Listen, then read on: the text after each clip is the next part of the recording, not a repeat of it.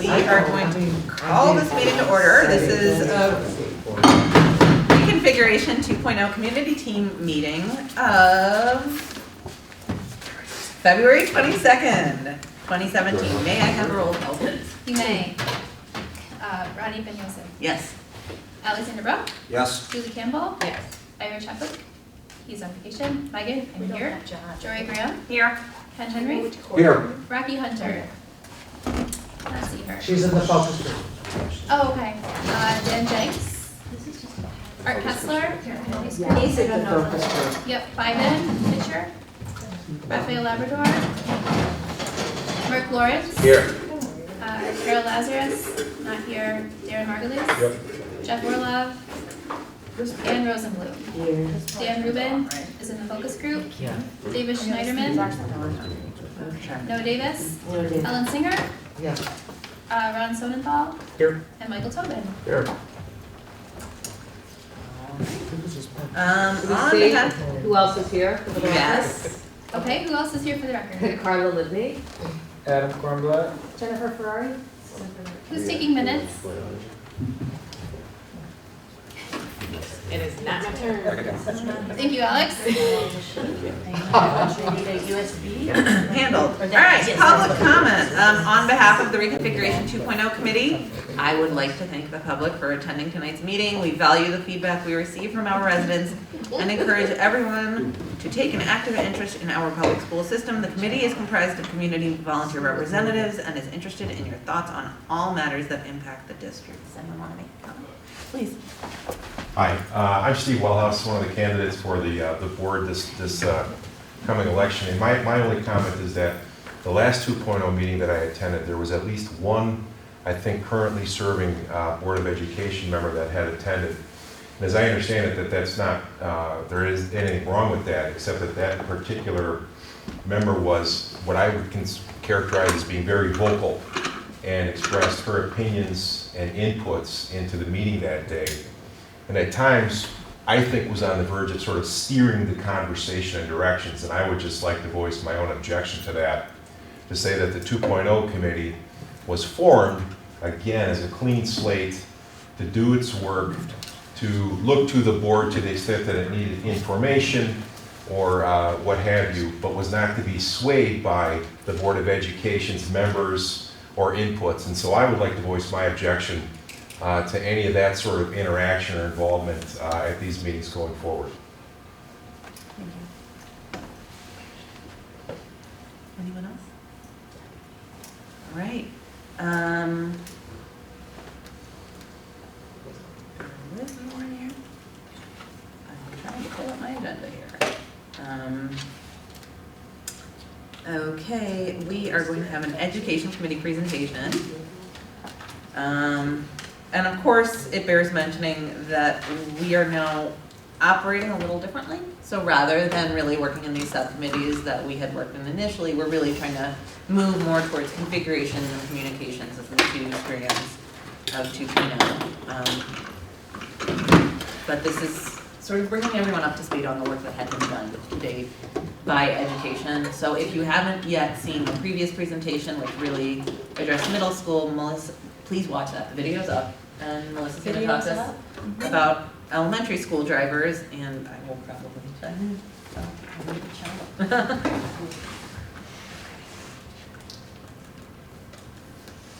Okay, so today we're going to be talking about, or tonight we're going to be talking about the elementary schools. Last time we spoke about the middle schools. And again, this may be a lot of stuff that you've heard us say before. This is kind of bringing it all back together. So the current status, we have 9 buildings for elementary. That does include the early childhood center. And we just kind of want to review. We have 8 K-5 buildings, with the exception of Oak Terrace Dual Language. District 112 does not offer full-day kinder. We have 1 early childhood center that serves around 200 children and shares building space with the administrative offices here. And we just want to make a note of our tradition of educational excellence in this district. We have an award-winning early childhood program, nationally recognized dual language program, and we have an established and diverse multi-generational community. It includes families from the Fort Sheridan U.S. Army Reserve Training Center, and we have 17% English language learners. Special ed programming and services are designed to meet each child's unique learning needs. So that's kind of the recap of who we are. Right, so Melissa, I have just a general question that I couldn't Sure. answer when somebody asked me the other day Sure. on full-day kindergarten. Yes. And I don't know that you should be answering, or maybe I should address it to one of the board members, or to Jennifer. So the question was, if we have more space in the district now than we need, which is sort of the starting point, why can't we offer full-day kindergarten now in advance of any decisions made on reconfiguration of buildings? Sure. We did an extensive study on full-day kindergarten. That was our hope. That was our recommendation. What we found is that based on the current boundaries and the current status quo, that not every building was able to afford that opportunity for all kids, because some schools are more full than others. Right. And so unless we went through a whole rebounding experience and actually changed the makeup of the elementary buildings, we didn't have enough physical classrooms to accommodate full-day kindergarten across the board. So even if we had like a couple of magnet schools for full-day kindergarten, there wasn't enough space in one particular building to consolidate kids. Right. There's no one building that can house like all of it, unless Okay. that was a big decision Yeah. at the time, and that was one of the options we explored. It wasn't that favorably at the time, so the idea was just take a purposeful pause, let's see what happens with the work of the group and bake that into whatever plan came out. Okay, well now if somebody asks me again, I'll have a better answer than I don't know. Sure. I think also though, it would increase operating expenses, right? Because obviously you would have to pay the kindergarten teachers, and then all of the specials teachers would have more classes too. Right, based on a physical perspective, that's the answer. It was about 1.2 estimated cost to increase the FTE for full-day Okay. kindergarten on top of the physical plan. But we would have that with reconfiguration regardless, right? That was the proposal. Okay. And also the way we wanted to implement it, we couldn't really implement it the way that the team suggested we do, Right. right? Mhm. Meaning like the experiential and. Yeah.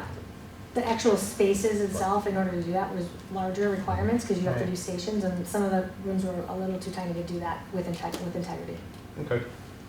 So last night at the end of the meeting, I actually raised that very topic, and so I asked that at some point in the coming months, we put on the agenda a discussion at a board meeting about what it would take. Obviously, it's a very different question with a referendum passing, but what it would take to do that if we are not successful. Yeah, okay, thanks. Sorry, without a referendum, you mean? Because the classroom space is there, it's just not the way we're configured currently. It is a little bit short, but you could repurpose, like you could potentially take away certain rooms, you can remove certain rooms, you can consolidate some music. Not every building we were configured had room for it. One could argue that if you completely reconfigured the whole district, you could probably make it happen, but that would require boundary changes. Great question, thank you, Michael. Good job. So then we move on to the current challenges facing elementary school programming. As we've discussed, we have too many buildings for our student body population. Compared to other districts of a similar size, District 112 is an outlier, both in number of buildings and average school size. Buildings with space for 3+ sections, core classrooms, per grade level may be housing only 2 sections, creating a higher operating expense per pupil in overhead. And that includes administrator, support staff, nurse, social worker, resource teachers, librarian, janitorial services, things that are separate from the actual cost of the building maintenance. So what we're saying is we have, as Jim was saying, things are unevenly distributed. We have buildings that have empty classrooms, and we have buildings that are full. We have some that are under capacity and some that are not. So not only are we not distributed evenly across our buildings, but even within those buildings, our class sizes are lower, not as a choice, but as a result of not having evenly distributed population. So I'll just point out a couple things here. These other districts you may see regularly in some of our materials, as we're going to be consistently using districts of similar size in our comparisons. Deerfield is just a little under 3, but for the most part they are in a 3 to 5 range. And you can see that we are by far the outlier, with 12 buildings compared to 6 and 8 in the other districts of similar size. And an average class size, that's true too. We're down at 17 And these other districts that have a similar student body are much closer to what would be our guidelines as well. Our guideline is 23 for the younger kids, and then up to 25 for 4 and 5. And why are Deerfield and Highland Park spending so much more per pupil than the other districts? I don't know why Deerfield is, but I asked Dan Jenks about that, and he expressed that our number is higher primarily because of the overhead in the buildings that we're paying for, and we're supporting staff and administrators and various things without. Well, but that's filling why, those that's, and again, I should perhaps be asking you guys, that's why I'm focusing on Deerfield and Highland Park, because So they're running If- much if more Deer- efficiently. if Their money Deerfield- may be but they're going not more running toward more the efficiently. students. That's what I'm They're actually saying. running less efficient. But you don't know where their money is going, so. That's what I'm asking. And Right. a real estate agent happened to say to me over the weekend, the taxes in Deerfield are very high for the schools. I don't know if that's true. They are. They're a little bit higher. But I would say one thing that could shed some light on these numbers is that, I think a school district basically spends what it takes in, right? So how much they spend per pupil is really a function of how much tax revenue they get per Yeah, pupil. but they levy the tax revenue based upon the budget of what they're spending. Perhaps. But I think it's important, They better be. No, you just ask for an increase every year. No, I mean, no, it's not. I think it is what it is. You Yeah, you no, it is. basically spend it. But I just I want to don't think that point adjusts out. every year, I think that's just the numbers, It's pretty fixed, but it does get looked at every year for the levy. right, but it's not based on the expenses.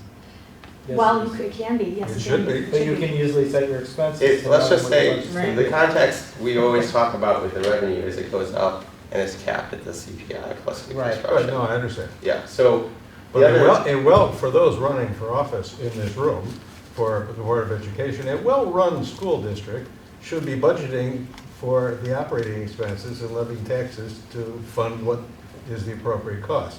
Not saying, let's collect as much as we can in taxes and then we'll just raise our operating expenses. well, but I mean, what you're saying also could shake out in the form of a surplus. You could just levy and not spend it all and accumulate some surplus for the future. But if we had been doing that, we all wouldn't be sitting here today. Well, we actually have to do that. Yeah. But not enough to avoid the problems. That's a Wait till you different, buy that different stuff. conversation, but let me just make one more point, which is that the bottom 4 districts looks like they're more efficient, right? But I would argue, actually, they're just less well endowed. They have less EAV per pupil, they have less wealth, basically, in the property tax base. And they spend probably what they can take in. Their tax rates are actually higher because the median home prices are much lower. So, part of it's just the lay of the land in terms of how well endowed you are and what you have. So I think Deerfield's the best comp. Well, but if you look at Glenview and look at Park Ridge, they've got a very big commercial base that we don't have. Well, I know the actual numbers, Yeah. and they're like 40% lower in terms of EAV per pupil. And that's really the key metric that drives everything. That's also why Lake Forest is a complete outlier in terms of low taxes. They have a super low tax rate, but they spend a lot of money per pupil, just because they're an outlier on the high side. Yeah. I have these numbers if you want to see them. So, they were part of a table that we constructed A together. different table, yeah, I know we had so many different columns. And this was the one that Dan had spoken to, so I Right. included this one. But I think the point that he was suggesting, Who? is he here, Dan Jenks? No, Oh. he's not. Oh, no, he's not here. I'm like, am I talking about him and he's here? Is that We'll tell them you while said nice we're things about paying, while this number looks pretty similar, look at the difference in the number of buildings. So how much of our money is being spent well? When we think about the per pupil operating expenses. If they're operating 6 buildings and spending that much per pupil, then they may be spending it on programming, on other kinds of things. Full day kindergarten. Full day kindergarten. I would also look at class size. Yeah. Right, class size. Right. So ours looks a little wasteful by comparison. Not wasteful, that's not a good word, but maybe not as, Efficient. Well, but also, in Well spent. fairness to everybody, they have 6 buildings, the bigger schools. Right. Because they Right. got 500 students. but that's a consolidation of resources and operating expenses, which means you're not paying for 12 different sets of administrators, nurses, Right. social workers, research, all those kinds of things. Melissa, I anyone on the board or Jennifer Ferrari confirm that presently there are 4,300 students enrolled in District 112 this year? Oh, Helen, this is the source is from 2015, 2016. So the 2016, 2017 count is lower. This is from the ISB report for 2015, 2016. Do you know what it is now? Or I do. wouldn't be actually, if everybody else's numbers are for the comparative? Everybody's not are found the available. 2015, 2016 because that's what's posted on the And ISB. that's how it makes sense to look for the purposes of what you're doing there. Yeah, right. But you know the present? I do. Our grade totals, 4044. Okay, that's what I thought, it was 4,000. 4044. Yes. Most Is of that that the early childhood? No. It says yes, it says pre-K. This is the 6-day counts. Wow. So like John That's- said, we're on the lower end of the curve at the moment. You know, it Very does- quickly, if this is 2015, 16, that's a tremendous, Helen, we see that kind of difference from year to year, like we do sometimes, like huh? we see that difference where in a 5th grade is. 10%? Sometimes, like, just like the 5th grade might be much larger and have 2 extra sections than others, so it does fluctuate. As someone matriculates, you lose, I can understand losing 100 kids, it's just that it seems very large. Is that number That's an correct? interesting But the observation. 4,040 includes the 200. There was an issue with a number. It does, on the not being 6-day correct counts on for the state 2016, site versus- 2017. Okay, the only reason I mentioned that is I just want to make sure in my mind I have the correct number for the population in the buildings we have. So, Right, for so- comparison purposes, No, this is the. Jennifer? if I'm not, I wanted. This is, I think John handed these out. For This is a comparative personal- purposes, you use the Illinois State Report Card because that's what the state counts, but they don't count pre-K the same way that we do. And they only count kindergarten because we're half-day program as half children. So it depends on how you Okay. are looking at the numbers. So it's safest to use the state report for comparative purposes because if you start chopping the numbers based on like real children in our district, you might either inflate or deflate. So I'm just saying, 139. because Melissa's using your 6-day count. So then it's different, right? Because if you're saying that the way that the state. Looks like we're not No, using 6-day no, count, we're I'm using not the using- state report card information. No, but This- when she just quoted for how many there is this year, 4,040. we use the 6-day count. Yes. Right, So and that's that's the different question, it's not comparisons. sorted out. Right. Like, let me see that list, I don't remember if it counts the children as half or whole. Kindergarten. If it counts them as half. They're half children, they're only half a budget, Right. they're only half these students, they get classes 25, I don't know if they're counting on their Something full. sad about that. So just while we're looking at that, just interesting information, Highland Park, the total spend is $70 million, which is 5.8 million per school. Deerfield and Glenview, forget about what they're spending total, they're spending 7.9 per school. So, I mean, there's some things in the numbers too that aren't obvious here. And how much they're spending, instead of going about per pupil, we go per Per facility. school, that's per site. So, Okay. do you, Can you just look, repeat wait, that? okay, I'll repeat it. Here, 112 is spending $70 million, which on a per building basis is 5.8 million. Okay. Forget about per pupil. Deerfield and Glenview, which are the only two I've calculated while we're sitting here, are each spending 7.9 million, with a big difference between the per pupil spend. Right, it's based on the fact that they have 8 buildings. Okay. That's another way of looking at some of these numbers, which is the building spend is significantly lower in our schools, but we have a lot more buildings. But the unique part is that Deerfield and Glenview have the same building spend with a different per pupil spend. Right, but where are you getting our building spend? Because we've been deferring spending money. I'm just He's looking at just these using numbers. it as a number as a divider. Right, I'm just looking at these So I'm snapshots. sorry, I So- didn't mean to distract from the presentation. I just got thrown by that 4,300. I didn't notice the number below, and I'm sorry to have interrupted. No, you didn't at all. And Darren's comments are important too. There are a lot of different columns here and a lot of different information. So certainly anybody's sort of insider comments or anything that strikes you as surprising, please mention it. So do we feel, I guess this is an important question, I know we had a lot of discussion early on about which districts are the best ones to comp ourselves against. Is that something that you guys feel comfortable with, these are the districts that? So these are the districts, so we're using Deerfield in both neighboring and similar size, Right. because they are the best comp for us really. And then the bottom 4 we're using as the similar size districts across the materials. And then we are also using, we add in Glencoe and Lake Forest for the neighboring comparisons. Because they are different in their population, it doesn't make as much sense to use them with like number of buildings. But we do also have like the average class size for those, and like in the mailer, we have the numbers laid out more with that whole group looking at it for different things. But for the purpose of this chart, it would just take up more space. Does that work for everybody? So we have our neighboring districts and then our similar size districts.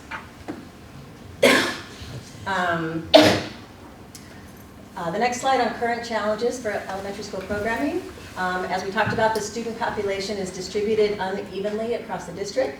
With a downward trend in population and 20-plus-year-old boundaries, the result has been uneven distribution, unusually small cohorts for K through 5, and diminished teacher collaboration opportunities. And I know that you have all seen this chart because Megan prepared it for us a little while back. But this is the first grade students by class. It identifies the sections per elementary school that we currently have in the buildings. And what you don't see is what I said earlier, that there are buildings that could handle more sections that don't have them. And then you also see really small cohort sizes, you know, here with the kids with only 14 kids per class, or some of these singleton dual sections. These sections are also quite small.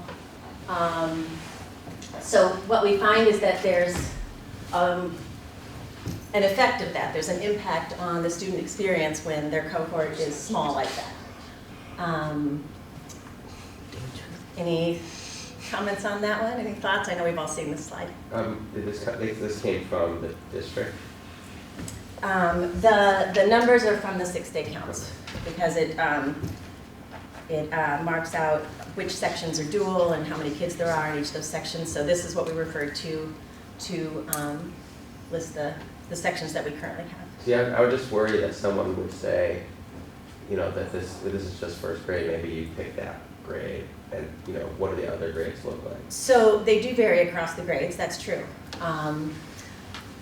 We looked at first grade, I think primarily because that's the more sort of mark that we're looking at for the dual language sections at the moment. Like the first graders today are going to be the incoming 6th graders, you know, in 5 years, and that gives us kind of a mark of where we're going. And it also does reflect kind of where we are trend-wise on the population. At the time, Megan had also done a similar chart for 4th grade as well. Yeah, I think you did. And we didn't do kindergarten because we only have half-day K. A lot of parents opt to send their kids to private school for, or not, I don't know if a lot, but that's a fact. They do other things, yeah. They do other things, and so we didn't necessarily think that would be representative. Right. I'm sorry, I have my 6-day counts scanned into my phone. I don't mean to look like I'm being horribly But rude. there definitely are exceptions. Like for instance, Oak Terrace still has one monolingual section at 4th grade and one at 5th grade, I believe. So that would look different. And then Brayside is typically thought of as a 2-section school. So first grade in this case has 3, and 2nd and 3rd also have 3 right now at Brayside, but 4th and 5th each have 2 sections. So there is some variance across, you know, the grades and how they lay out.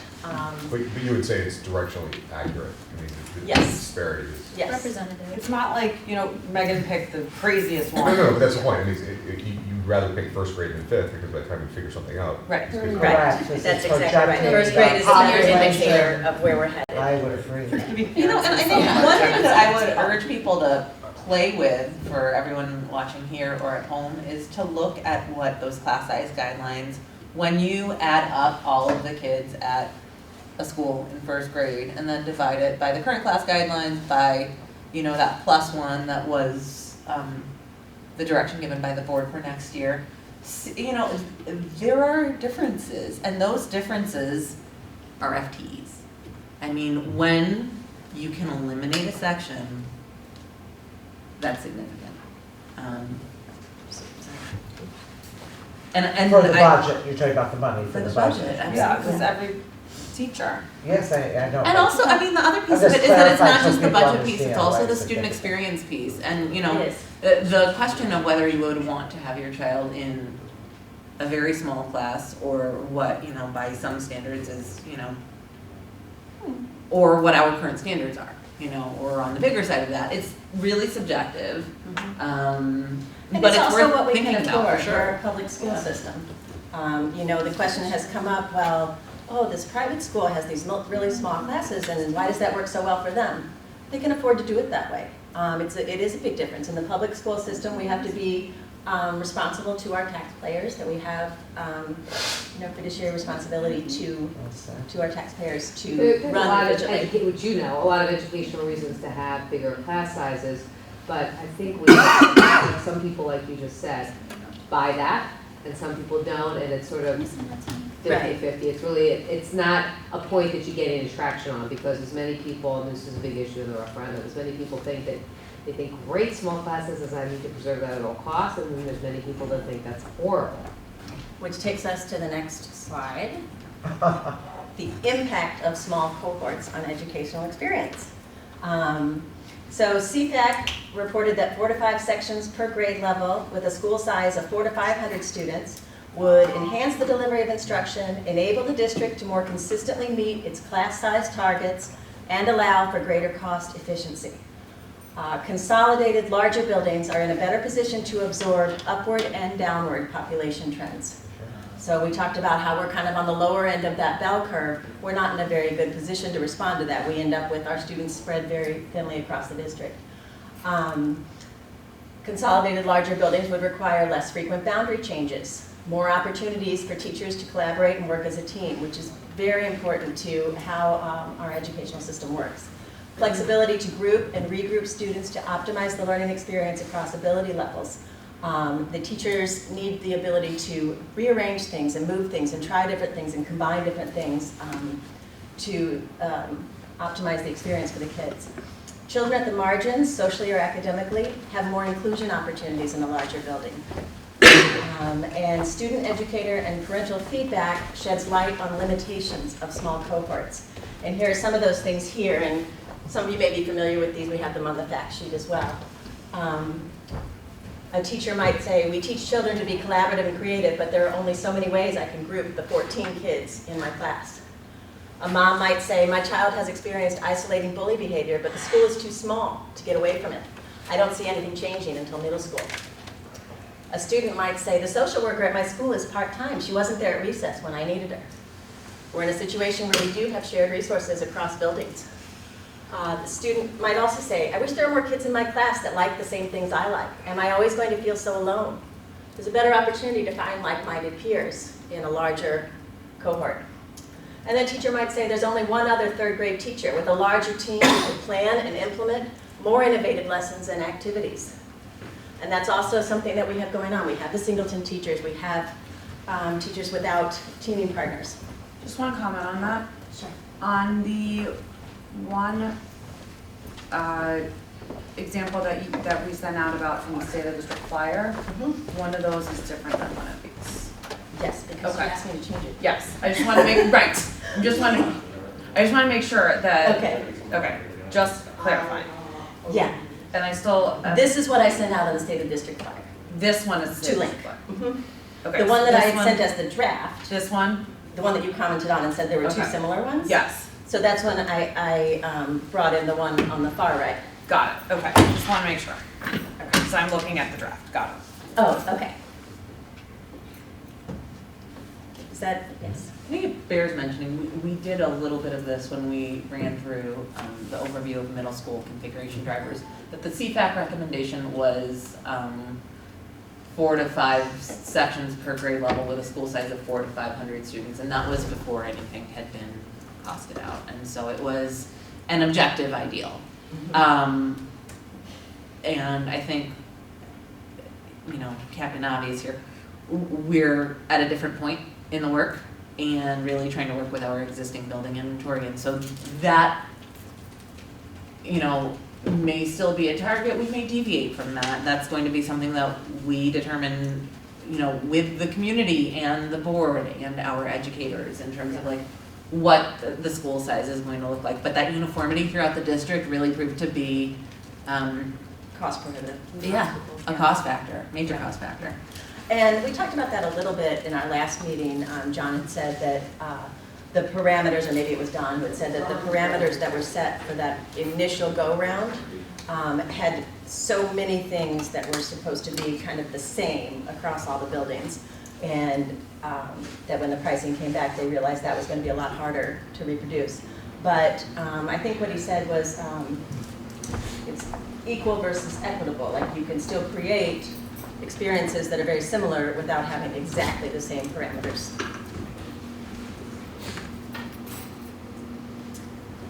Okay, so why is the dual language program a key driver in our elementary school configurations? The dual language program, this is just a reminder, is a two-way immersion, bilingual and bicultural educational program currently offered at Oak Terrace, Red Oak, and Sherwood. Indian Trail houses a one-way immersion ESL program. District 112 dual language program provides required language assistance to English language learners who are native Spanish speakers. The optimum balance is 50-50 native Spanish speakers to native English speakers. The goal is that they learn together, learn from each other as they progress through the program. Growth in the dual language program is the most dramatic change from the release of the CFAC report in February of 2014. Again, when we were talking about some of the CFAC recommendations, there are things that have changed, and one of them is the growth of the dual language program. Kindergarten registered 7 sections of dual language with a waiting list of native English-speaking families. So not only is the program robust as it is, but there is also continuing interest in it.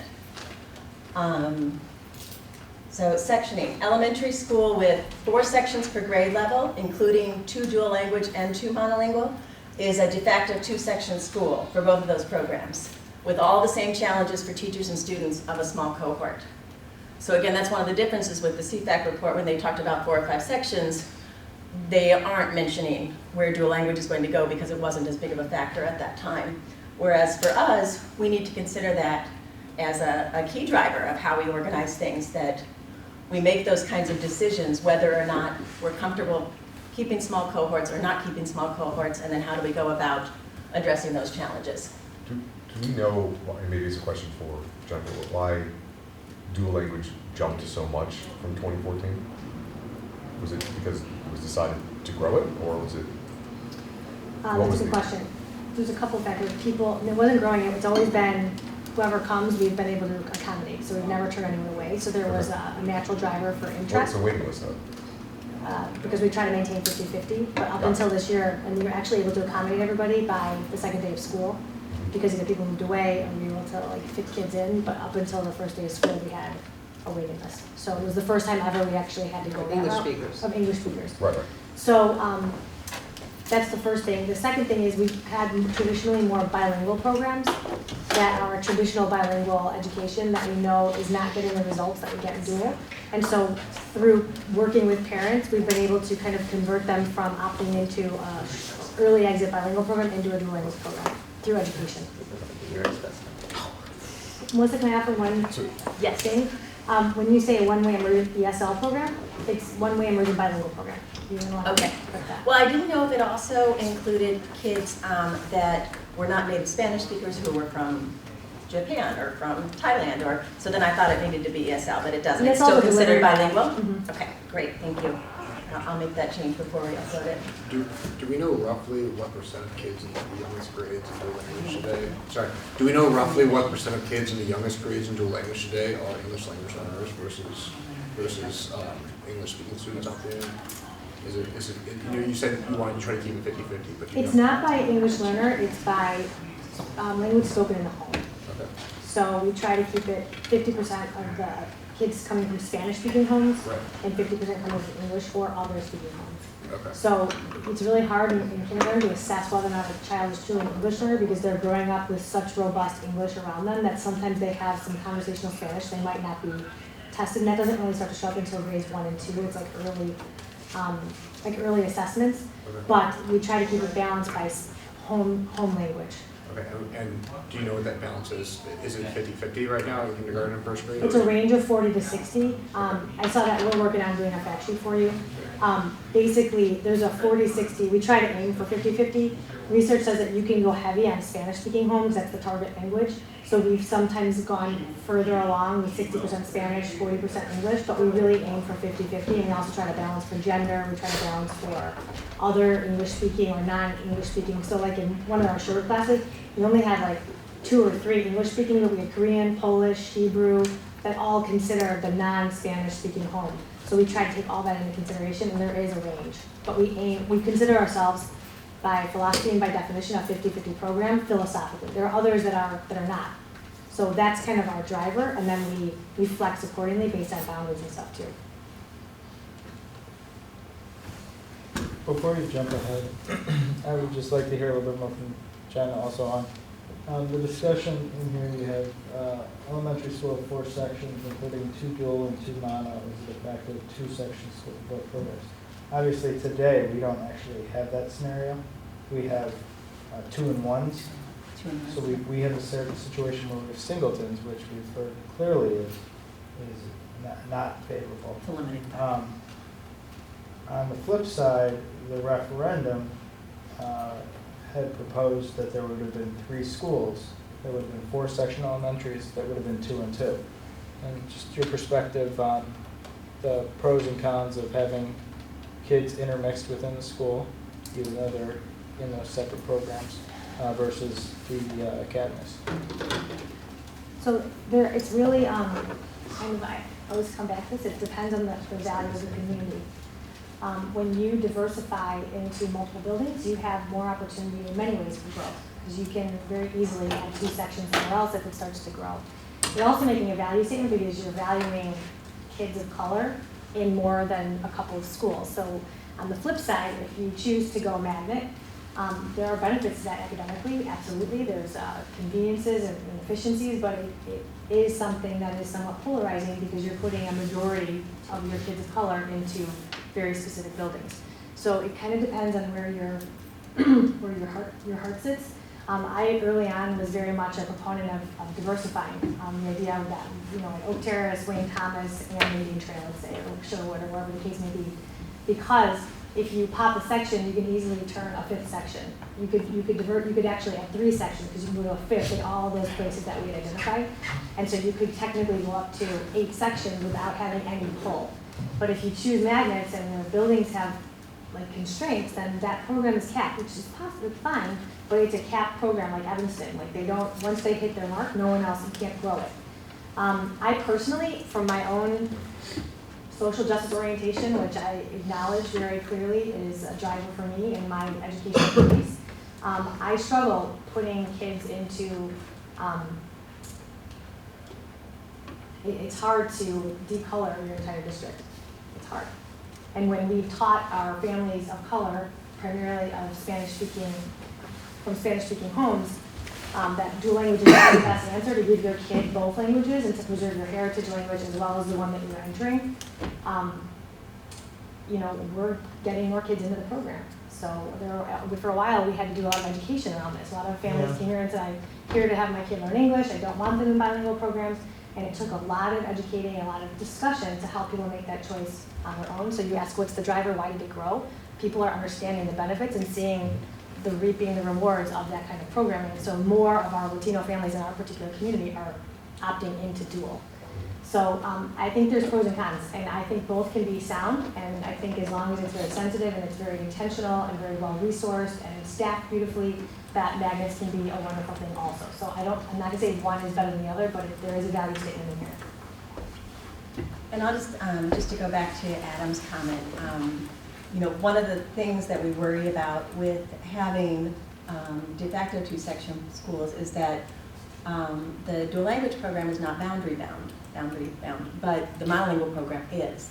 So we'll have some of the same challenges with trying to balance small section or small cohorts across the district, where you could end up with like a Sherwood situation where you have 2 monolingual sections at 15 and only 1 dual if the dual drops for that grade level. Or you could end up, the other way around. And dropping down to one section for either monolingual or dual is just less desirable. So Right. Or with at the the same smaller time, sections, The it's same hard to thing is if you balance. have 2 sections of monolingual and 2 sections of dual, and let's say you, just because there's a big class, that 1 year and you're up to 32, you're gonna split into smaller classes again. So you end up getting 3 sections that are really tiny instead of, keeping those 2. So it's not an easy decision to make. No, and it's not exact either. I mean, I think what we keep coming back to in our discussion is flexibility. Yeah, the F word. For the education committee is flexibility, and it's great. And I want to say, we're calling this a driver. It really cannot be stated enough that this is informing the work, and it's amazing, and we want to support the program, to grow and nurture it with integrity.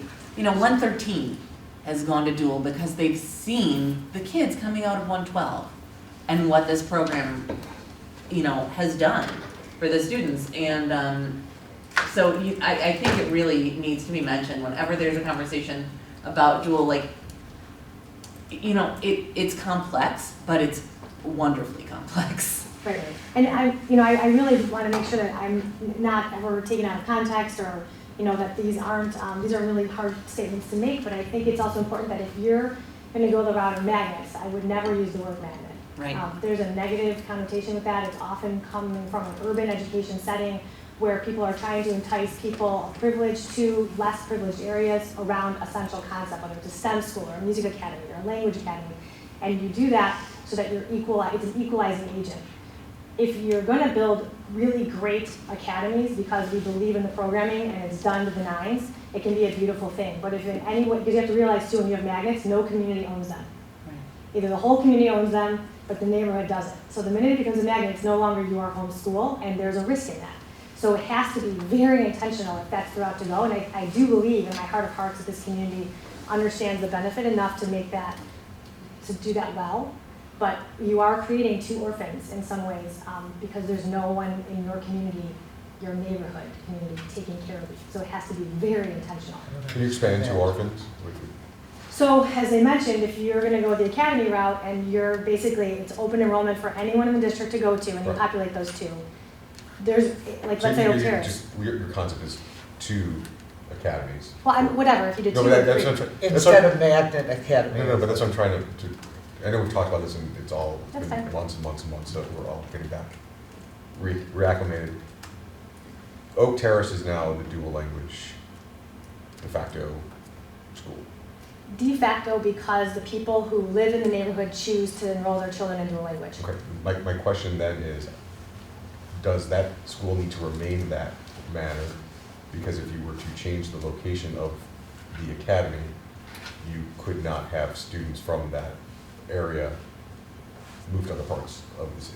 Wasn't that something that was an issue? Well, usually you build the programs around the people, so Right. that's the largest concentration of Spanish-speaking home children. So it makes sense. it's already full, so we already have the academy, Well, you have the makeup of an academy, right? but the city of Highwood owns that school. Like, that is, they connect to it, they believe that it's theirs, I and so, don't know what that means. well, let's just talk about, It also feels like a neighborhood school to them. because the kids are walking there, But it's their it's an place. academy, It's not an so academy. what's the difference? So an academy Because is, there's a Singleton or there's a couple other sections elsewhere? no, so let's define it, because I think this is really important. An academy is basically a house or a place in a school system that houses a specialized program that is open to all kids across the district, and that they get put there from wherever the rest of the places in the district. And they're opting into that program, so it's like a magnet, Right. okay? Right now, Oak Terrace sounds, feels, and looks kind of like a magnet, but it's because the people of Fort Sheridan and people like me who live in Highwood choose to put our kids who are not from Spanish-speaking homes in that program. So I live 2 blocks from Oak Terrace, my kids walk to Oak Terrace, it's my neighborhood school. So, we do benefits and fundraisers, and it's our whole neighborhood, the police department, the fire, Oak Terrace comes to the farmer's market. But you've opted into the dual language program. Right, but if I didn't, and there were enough other kids that didn't, other kids that didn't, want to, there would be an English section at Oak Terrace. What if your kids, we can talk offline, Yeah. but what if your kids were the only ones that didn't want to do language? then if you don't have enough kids, then we will find a place for them, usually at Wayne Thomas or Indian Trail, depending on where the numbers are lower. But So aren't there no English speaking classes, monolingual classes at Oak Terrace now below like 4th grade? 4th and 5th grade are the last. But that's, again, you have to realize, because there's a story behind it. In Fort Sheridan, the new private Fort Sheridan got together and they said, we're either all in dual or we're all out of dual. And they all opted into dual. And so all of the private Fort Sheridan kids who are coming from English-speaking homes choose dual. But if at any point in time there were enough, let's say 13 is the lowest number at Sherwood. If there were 13 kids that chose not to be in a dual language setting, we would run a monolingual English class at Oak Terrace. I think the best way to explain it is there's currently a boundary for Oak Terrace. Oh, right. And Okay. when it becomes an academy, if it were to become an academy, there would no longer be a boundary defined. But my by ultimate Terrace. point, which I'm slowly getting at, is it can't become an academy because then there's too many kids elsewhere that would not fit into it. No, because there aren't enough English-speaking families in that boundary to fill the school. So you'd have to pull from other parts. Well, and it does. No, It but pulls my from point Wayne is Thomas and if Indian there was Trail. a selection or if it were to become an academy, you would have to pull the students from Sherwood that are currently opting in to go to dual language at Sherwood to I know you don't use the word magnet, but the location, there's not enough space because it's full. That's why they were gonna have Red Oak be the second. That's That's kind of what I'm trying to get at. So Got it. Yes, then so that are you now creating two dissimilar academies? No, not necessarily. No, because when we did that, like people often think, let's just have a magnet school, but we already have, that would be over 1,000 kids. So would kids be then bused from possibly the Highwood area over to Red Oak, Sherwood to even out the populations to ensure the 50-50 split? So what currently happens is you try to draw boundaries, like you try to populate the school closest to your home. So like Oak Terrace primarily, not exclusively, is made up of local Highwood kids, a lot of Wayne Thomas kids, some Indian Trail kids, and then little peppers of there. But then there's also a large population of Spanish-speaking kids in the Indian Trail area, as well as in the downtown area, kind of. And they go to, And they okay, technically I was go just, to- I mean, I kind of thought that's technically how where, we're, but I I'm just sorry? wanted to talk Right it now to through. Red To Oak the or Red Sherwood. Oak or Sherwood. Right. I just want to make sure everybody understood kind of how to keep the equity. Right, you try not to bus kids across town, Right. but there are kids that come late into the, like they register late, and there are kids that live in the Highwood attendance area who are bused to Red Oak or Sherwood. But Jennifer, what you said about Fort Sheridan, I thought, I understand they were all in or they were all out, I understand that. But I also thought that, oh, I see. That's the but there is a monolingual population at Fort Sheridan. Who've all chosen dual.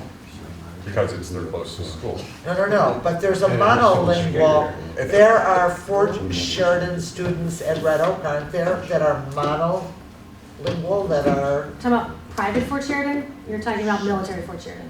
military Fort I'm Sheridan? talking on the lake, There's a difference. private Fort Sheridan. I see, okay. This was great, guys. A lot of I wasn't good thinking about feedback that. on this one. One thing, just to clarify before you move forward, that on the two-section school issue, which is how we kind of got to this discussion in the first place. I guess, just to clarify, the district, to Adam's point about what it was gonna look like with dual language split, if the middle school campus had gone forward, the district was prepared to continue with sort of those two-section cohorts in some of the schools under that proposal. Yes, Understanding it was inefficient. I understand it was. because it's a Rubik's Cube. So as you will find out when you make your ultimate Right. configuration suggestion, something gives, you never get everything you want. I just want to clarify that, because Yes. for some people have said we can't have two sections of school under any circumstances, and, yeah. So yes, it's two sections insofar as if you pop a third section, it's inefficient, but you are still serving a nurse, a principal, the redundancies, the social workers, the gym teachers, the recess monitors, the lunch people. So like the redundancy efficiencies are still there in a 4-section 2-and-2 school. It's in that if a third section were to pop, you lose that efficiency. So it's still more efficient than two-section school, but not as efficient as over the Exactly.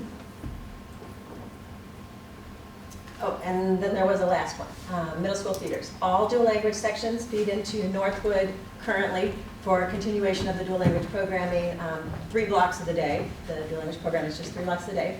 And at this time, as we talked about in our previous presentation, consolidation of dual language resources at one middle school is optimum for staffing and teaming. As larger dual language classes age into middle school, the population balance shifts across buildings. And we looked at the population chart, the projection into middle school from first grade to incoming 6th at our middle school meeting. And we'll take another look at it from a different angle in a minute. There it is. I lost track of what order things are. So this is the same chart, but what you're seeing is the top half rather than the bottom half. So the elementary school enrollment, dual and monolingual, some people were kind of trying to narrow in on some of those numbers. Here's where we currently are. And I did include kindergarten in this one just to show how it's currently registered. We don't know what the impact will be on the population number if we are able to offer full day K across the district. I would think we'd see an increase on the monolingual side, just based on people wanting it. Or maybe not, I don't know. So first grade, the way it works here is the first grade then is the incoming 6th grade at the end. So they're directly above when they would be the incoming 6th grade. Okay, so 5th grade currently is incoming 6th grade in 2017, 2018. So you can just follow it straight down. So the monolingual populations are listed on the left. The dual language populations are listed on the right. Just a couple things to notice. Red Oak, if you follow it across, the Red Oak dual language doubles 2nd to 1st grade. So that's this number right here where 2nd grade is at 17, 1st grade is at 34. So when we talked about how these populations work, there's still the same number of students, but people are moving into different programs.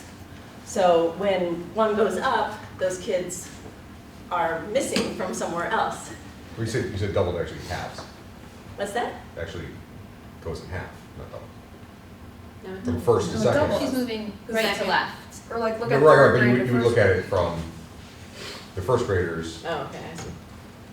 From first grade to Okay, second I got it. grade. But you get it, right? I got it. 17, 34. So it's going down, it's decreasing, yes. So it halves from second. No, it doubles. Doubles. I had it right. But exactly, never mind. Go backwards. She's talking about Red Oak. Okay. Yeah, I'm just looking at the Red Oak, the 17 Indian in the Trail dual House. language, 2nd grade, and there's 34 in the dual language in 1st grade. So that 16 kid difference is coming from somewhere. Maybe it has to do with that class being larger, or maybe it has to do with more interest in the program. Maybe those kids are being brought from outside of their boundary school area. There could be a lot of different explanations for it, but it's just an Do we know? observation.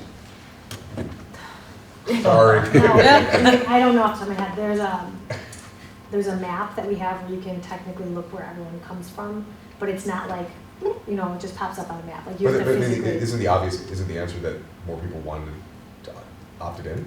Isn't that? It could be just because of enrollment too. So yes, people are opting in, but it could be because it's a higher class. So we don't know all the factors. We do have the density maps that show where the dual language kids are most populated and where they come from versus the kids that are in the regular education program. All of the dot maps that John Petsky provides, he can filter that out in a very informative way.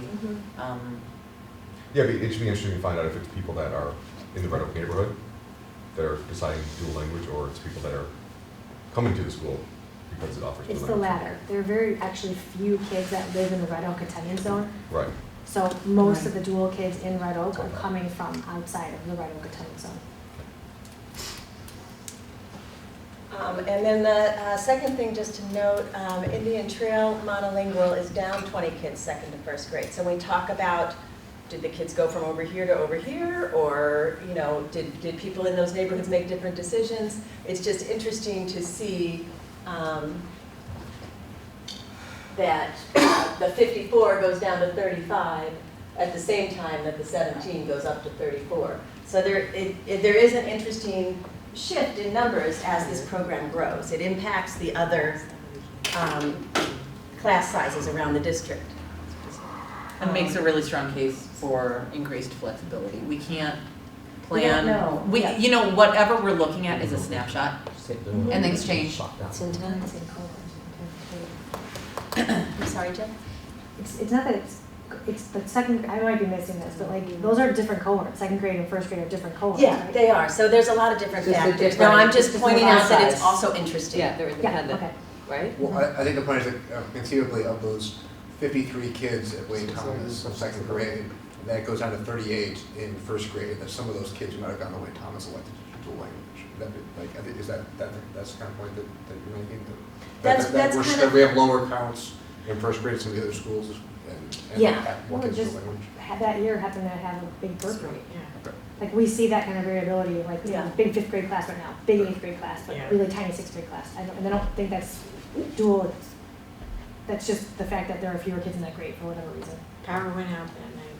Couple years ago. Again, I mean, again, we really can't look at one grade, Yeah. we can't look at one site, And make a we big can't look at decision. one year and make any kind of decision, we really need to, I mean, I think that that's the sort of bigger takeaway here, that we really need to come up with. And there are a lot of moving parts, so yeah, so flexibility is really key. And then I did map out percentages at the bottom just to look at it from that angle. So if you look at our current middle schools and the projections for how our current six-day counts would progress through middle school from when the first grade becomes the incoming sixth grade, you do see a change in percentage at the bottom. So the student number also has flexibility. So again, these are not like finite things. These are just representative of what happens at those points in time. But the dual percentage per grade moves from 61% to 79%, and that's of the grade.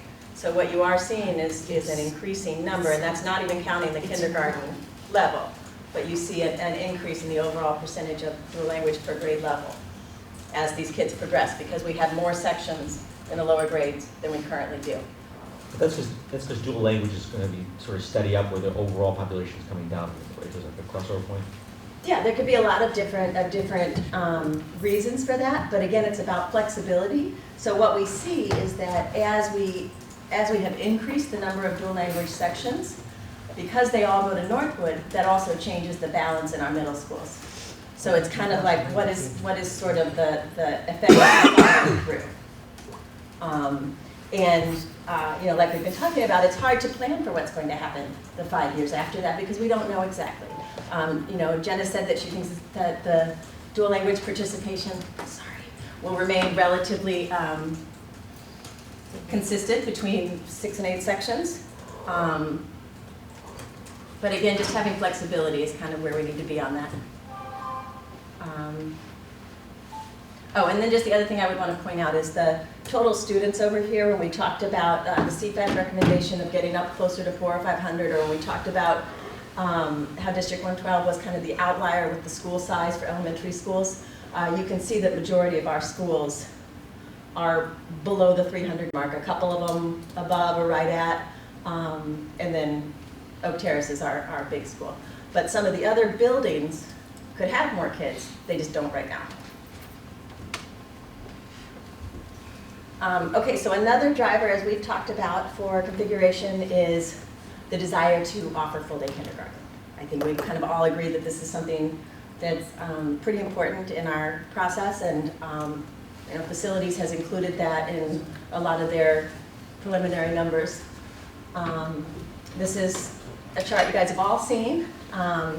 So we know that District 112 is in the minority amongst neighbors in not offering full-day K. And full-day K will require additional room space at the elementary school buildings that currently offer half-day. And flexible experiential play spaces are the recommendation for full-day K as the cabinet has explored it. And it is not simply twice as much half-day. it's done differently as a full-day program. Experiential kindergarten model was successfully piloted at Ravinia School and is being rolled out district-wide to the degree that it can, because it's not exact. Do we know how many of the schools or the districts around us have experiential kindergarten or just full-day kindergarten? Do we know? I don't They're know. like the same thing. I mean, it's just a programming difference. But it's not though. I mean, we have full-day It's kindergarten. not the same thing. It's not even close to the same thing. No, and in fact, I mean, I think that one of the reasons, correct me if I'm mischaracterizing this, but I think that one of the reasons that, and I appreciate this, that the board and the cabinet didn't want to try to rush full-day kindergarten is because we've had neighboring districts that have sort of done that, you know, twice as much half-day, and it's a very heavy, not necessarily developmentally appropriate approach to kindergarten, right? And so we really want to honor that shift from early learner to intermediate. And so, I mean, I know that in neighboring districts, there have been issues with like a big rush, and then the first year, nobody's quite sure what's full-day kindergarten going to look like. And so, you know, the fact that experiential kindergarten is coming before full day to the extent that it can, I think is actually going to be a boon to the district in the long term. But with the comparison, just we're all on the same page, not making any judgment. The comparison is these other districts have full day, but not necessarily experiential. They just have more, pardon the expression, but just more daycare offered to the parents. In the simplest way. I mean, that's one of the reasons some people want full day kindergarten is because you're in the morning and the afternoon, you're scheduling your days. And the second portion, equally or stronger, is the experiential portion. Just knowing what the surrounding areas have, whether they have 9 to 3 kindergarten or they have a different type of kindergarten experience is just as important. Did you all If we're look comparing, at because- comparative analysis for neighboring districts when? So, no, there's always a good story in it. So, when Rauner took office, his wife is in charge of the early kind of, she's in charge of preschool initiatives in the state of Illinois. And so by law, school districts had to implement for the first time this year the kids survey, which is the kids individual developmental survey, which essentially forces districts running traditional kindergarten programs to move toward a more play-based or experiential experience, because that's what the research has shown is most effective. And under the No Child Left Behind kind of era, around accountability and like losing of funding and failing and kind of like a deficit approach, what they found is that we actually had a loss in reading among didactic kindergarten students by the time they reached age 11. So the reason I bring this up is because while there might be some very didactic traditional structures in kindergarten in our surrounding areas, the law has forced all of us to look at that differently, and we were trying to be ahead of the curve. So I know like Deerfield runs a pretty traditional program, Lake Forest runs a pretty traditional program. Winnetka runs a very play-based, experiential. Glencoe kind of has a mix. Wilmette runs half day, and it's traditional. So you said people are Winnetka shifting. you said Winnetka has a play base? Has play-based, but it's half day. Okay, that's what I was gonna say. Yeah. They're red here, but they're moving to full day next year. Okay, with a pink In a play. kindergarten center, like they closed Crow Island and they're kind of stacking kids in one place, which is. They had like other overcrowding issues, right? Right, That at Crow Island. precipitated that. But I mean, this is a pretty, I mean, we're getting ahead of ourselves, but this is a pretty big component of everything.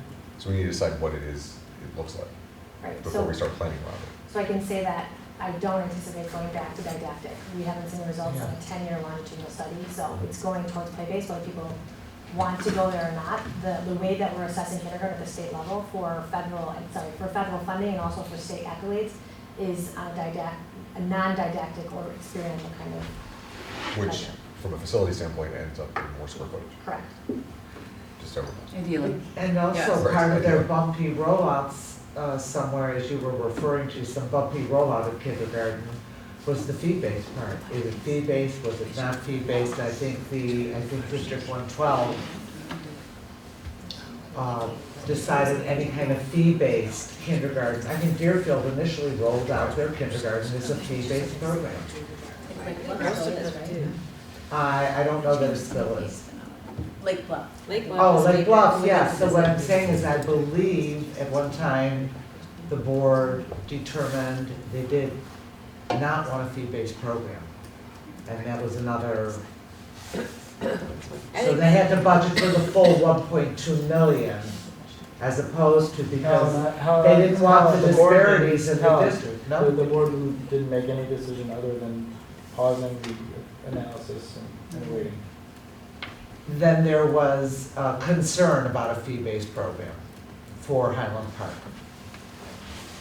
At least what I've been told is the concern was that, you know, right now we have the at-risk students that don't pay any money, and then you're gonna then charge money to people that aren't at-risk. So some people see that as discriminatory in terms of. Well, there were thinking- all kinds of, that's what I'm trying to say, so they wanted, I think there was maybe it took it too far, but I think there was a preference expressed for rolling it out when it could be rolled out without fees. If, you know, It's true, it's just the nice thing, well, when the Title I dollars, when you're trying to allocate Title I money, the way that Title I works by law is that you have to provide a service that is unique, you know, that it's not provided across the board in the district. So one way that Title I dollars are allocated right now are towards basically the kindergarten teachers for these at-risk students in these certain buildings. So if the district went to something where they provided, you know, no tuition, free full-day kindergarten, now those Title I dollars are not going towards that specific program. They're now having to. really, they would become at risk if full-day kindergarten were offered through the district? You still get the money, but you can't put it into that program. Now you lose the flexibility of putting the money there. Now the money has to go into other services that go towards those at-risk children. So Move money to, you could find other ways to use it. It's challenging. Yeah. To do, because when you're a well-resourced district, generally speaking, you can only use title dollars that are allocated per pupil. Right. For supplemental purchases, not supplanting purchases. So if you buy every kid a Chromebook, you can't use title dollars to buy Chromebooks. If you provide full day kindergarten for everybody, you can't use it towards the other part half. Right, no, So you can use it towards other things, but when you can only spend the dollars in 3 of your schools, it becomes, right. it feels sometimes like it's not really targeted in the best of ways. Okay, so it sounded like there were two pieces to that, full day K. There's the, I'm sorry? I'm sorry, I'm Oh, just speaking. there's the piece where the neighbors offer something that we don't, and then there's the piece where what do we want to offer. So there are two different pieces to that kindergarten story, it sounds like. So this one is about adequate play space. We did a tour of the Mount Prospect Early Learning Center. We know that several of our buildings have courtyards that maybe could be developed into something more useful, like an outdoor classroom, learning spaces.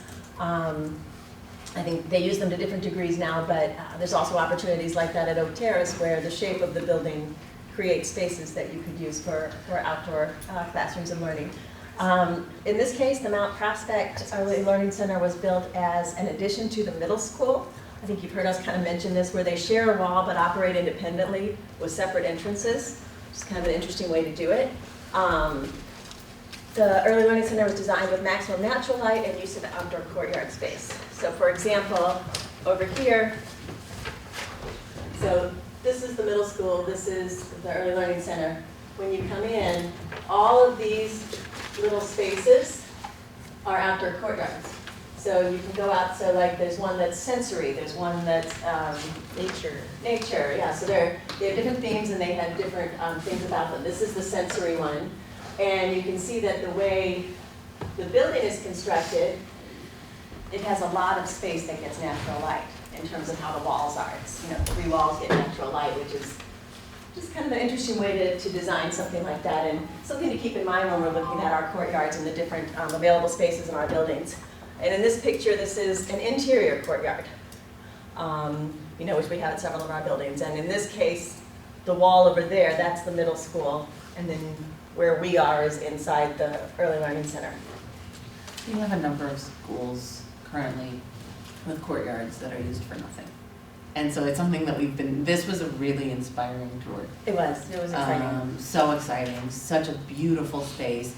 and not only really maximizing play spaces, but making sure that they were developmentally appropriate, and created these amazing opportunities for learning and play. Yeah. And we were there on a really gross rainy day.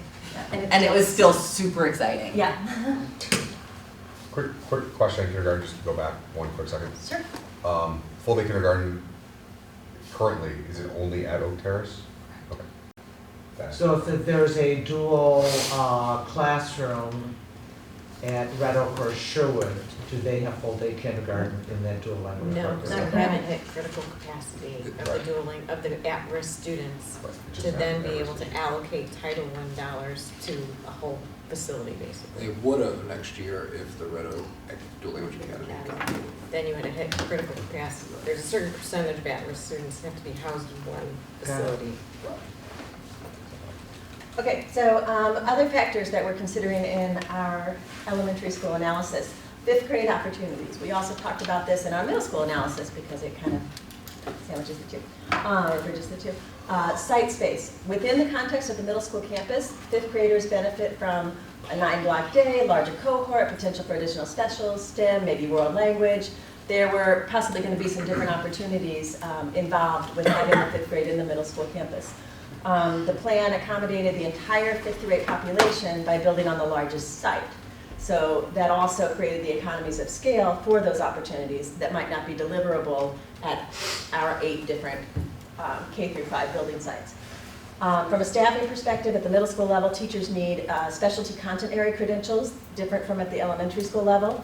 And as Jory mentioned in our middle school meeting, it's becoming more challenging to get. It's changed. So given site limitations and staffing complexities, the benefit doesn't necessarily outweigh the cost and school size concerns. So for example, to have 2 5 through 8 middle schools, they would each need to be 900 students, which is what they plan for the middle school campus, planning for basically 450 per grade level, which is a little higher than what we currently have, but like we said, we're kind of down at the bottom of the bell right now. The tour of Deer Path that we did, and we mentioned this in the previous presentation, runs a 5, 6, and a 7, 8 in the same building on different sides, because that was the space that they had available, and that's what they told us, that when they reconfigured, that made sense for their array of sites. Their 5th grade does not operate as middle school. It runs with as one teacher traditional, as we do in our elementary schools. So under consolidation, we would have more peers per grade level for elementary school building with a larger cohort that may enable some of those similar opportunities for the 5th graders. So, while we could get there in a middle school campus concept, we may be able to get some of that just by consolidating and having a larger cohort per building of 5th graders. I think that with every question that we've encountered, at least on the educational front, the answer is it depends, right? Right. And it depends on the specific, you can't talk about these things in a vacuum.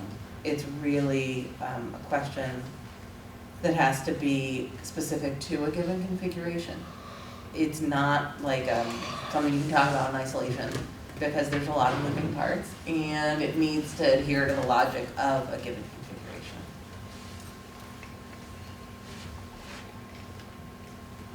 Okay, so these you guys have also all seen, educational objectives for configuration, guidelines for facilities. There's nothing here that you haven't heard us say. We are interested in eliminating 2-section programming from an educational perspective, but as we've heard tonight, there are different viewpoints on that. We'd like to achieve a larger cohort with social and academic benefits for both the dual language and the monolingual programming. Planning of space and funding for full day K in any recommended configuration. That's something I think we've all pretty much agreed on, that we'd like to see full day K in our configuration ultimately. Fewer than 3 middle schools to achieve larger cohort with social and academic benefits. Again, this is something that we talked about in our previous presentation. I know that there are still some other perspectives on that, but if you want to look back over that, that's in the previous presentation. Enhanced opportunities for 5th graders, which we just talked about. There may be different ways of doing that. Indoor air quality, as recommended by the EPA to improve ability to focus, teach, and learn. This includes temperature humidity control, proper ventilation, filtration of allergens and particulates, This is also about supporting technology in the classrooms. A net gain for every student, improvements that touch every student's educational experience, learning environments that support collaboration and opportunities to attract the best staff. We want to create environments where people come here because of our educational reputation. Flexible learning spaces for teachers to implement a variety of lesson plans and activities for how they teach today. As we've talked about with the flexibility, larger rooms when possible, breakout rooms, flexible furnishings and/or walls, equitable facilities and program opportunities. And this is something that is more specific than where we are today, but as we know, we just have the one full kitchen at Northwood that provides breakfast and lunch every day, and then also provides the meals throughout the district for distribution for the free and reduced lunch program. Educationally and developmentally appropriate spaces. We've talked about this with experiential kindergarten, specials, music, STEM, and usable and appropriate outdoor space, which we just talked about. And again, I know you guys have seen those, but we feel like we need to walk through it for our other listeners and to have it in the presentation. Okay, so demands of a changing educational model on aging buildings. Research-based objectives for District 112, the 4 C's. We heard them also talk about it at District 113. Collaboration, communication, critical thinking, and creativity. College and career readiness, STEM, science, technology, engineering, and mathematics. Technology and changing educational model require more flexible and updated spaces. There's that flexible word again. With the exception of Oak Terrace, which is 20 years old, the average age of the district's buildings is 74 years old. We have aging buildings. District 112 has substantial deferred maintenance and is not on par with neighboring districts in building upgrades, including air conditioning and ADA compliance. So this is just a little table. It's not sourced, it's just a little table. Old education model where you might have seen desk and rows, or lecture style teaching and learning, notebooks, structured spaces, temperature control and electrical support for technology in a single cold room. The new educational model, you might see more tables and chairs, more flexible furnishings, collaboration and group teaching and learning, Chromebooks as opposed to notebooks, flexible spaces, temperature control and electrical support for technology in every room, because we know that that is what is going on in our classrooms. So pulling it all together, configuration approaches for elementary school. So everything that we've talked about up to this point kind of sets the stage for where we want to be, what we're looking for, what our objectives are, and how we can incorporate those ideas into a configuration. So the important thing to remember here is that no two districts are exactly alike in available sites, student body learning needs, or educational model implementation. So we're not going to be an exact match with anybody, you know, with our demographics or with our sites, with our finances, any of that. So just a couple things. Megan put this chart together, and it's really great if you have time to spend a few more minutes with it than we do now. Fewest transitions, 1 school, 2 school, 3 schools, to most transitions. Smallest populations, Kenilworth with 497 students has 1 K-8 school. All the way up to the top, where you see Glenview, 488 students, has alternative model programming, what we've talked about with the grade configurations. This chart is from, or this data is from 2014-15, so it's not just last year in case, again, the numbers look a little bit different to you. So there we are, large district, classic K-5, 6-8 model. And then I recommend that if you want to spend a little bit more time with this chart that you do, or if you have any questions, let me know. Good job, Megan. Huh? No problem. I think the takeaway is that, you know, at our band, there isn't a whole lot of differences. Like they're mostly the K-5, 6-8. You see a lot more sort of creativity, I think, in what districts are doing with their configurations of, you know, some of our neighbors along the shore that are really small, that like feed into New Trier or Lake Forest, which is smaller.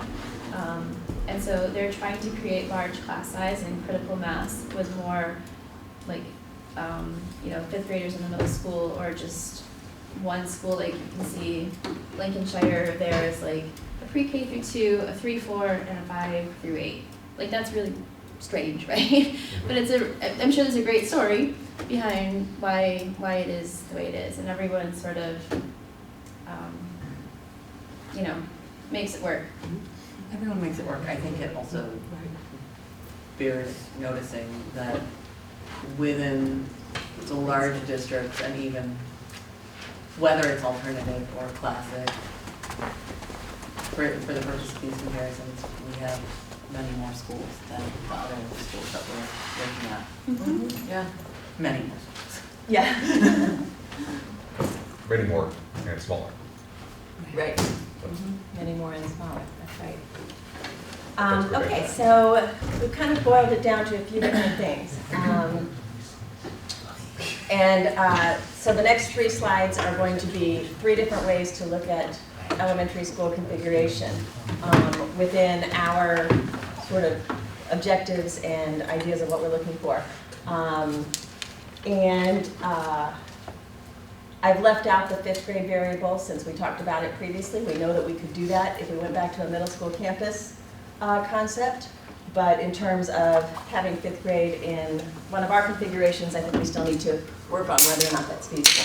So this is traditional K-5, 6-8 model with dual and mono in a common facility. So we reduce the number of buildings, we keep dual and mono in a common facility. We would end up with, say, 5 to 6 K-5 elementary school buildings with a range of 3 to 4 sections per grade level. 1 early childhood center standalone or within a shared facility, and admin offices to be determined. And you'll see that I've made that the same for all of them.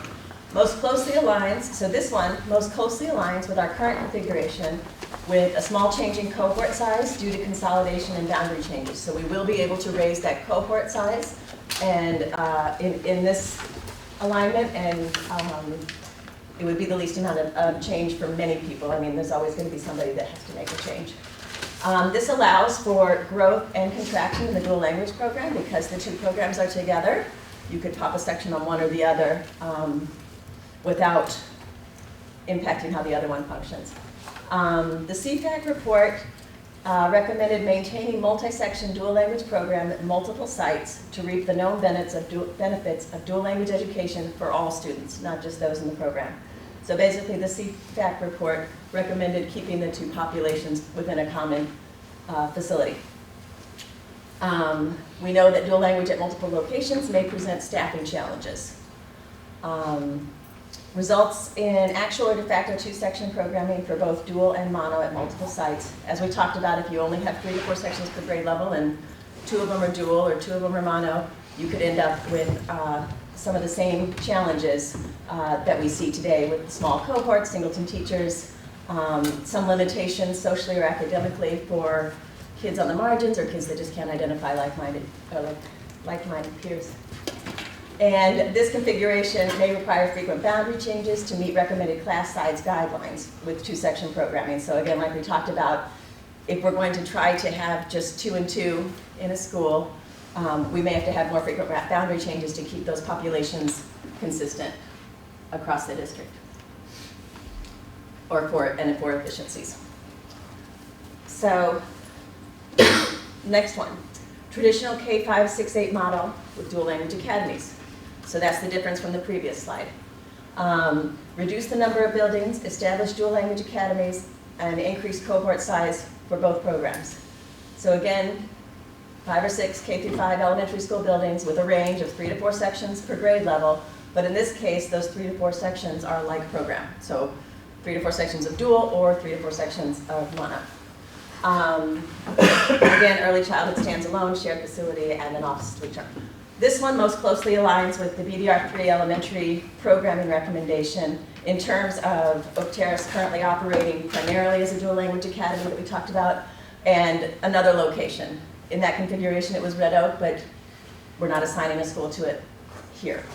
Other location may require a shift from current middle school feeder pattern, and that was part of the reason that they were not able to implement just part of it and not the other part, because the feeder patterns needed to shift as well.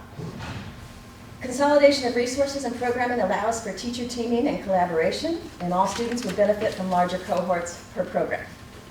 We talked about that. This case does not allow for growth or contraction in the dual language program. So in the last one we looked at, it did. This one does not. And like Carla was saying, there's a give here or there. So this one does not allow for that. because it assumes consistent space needs and consistent enrollment by both native Spanish speakers and native English speakers over time. So there's a lot of assumption built into that. Factors that may influence dual language participation include full-day kindergarten across the district and/or a shift in population. We don't really know how that may change kind of the next 5 years after the 5 years that we already have registered in the schools.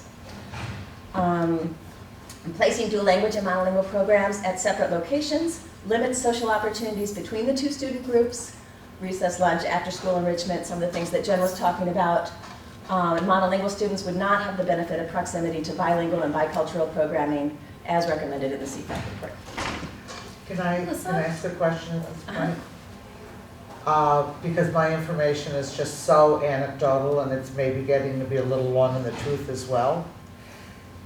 Where you've had a dual language and monolingual in the same building, is it your experience that there was a lot of, yeah. So I just like to, that was what I've been told from students. Things change, maybe more encouragement needed, but when we say that it limits the ability to, I think it has operated almost as self-limiting. But this year has been different because of an identified need.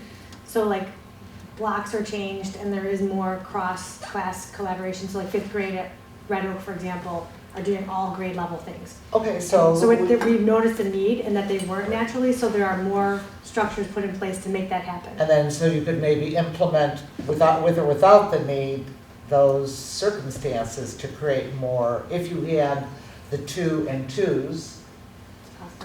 But I think historically that it hasn't really been. I'd just like to. What? So to make those types of opportunities possible, can you remind me what is the like by 5th grade balance of 50-50. It's 50-50 by 5th grade.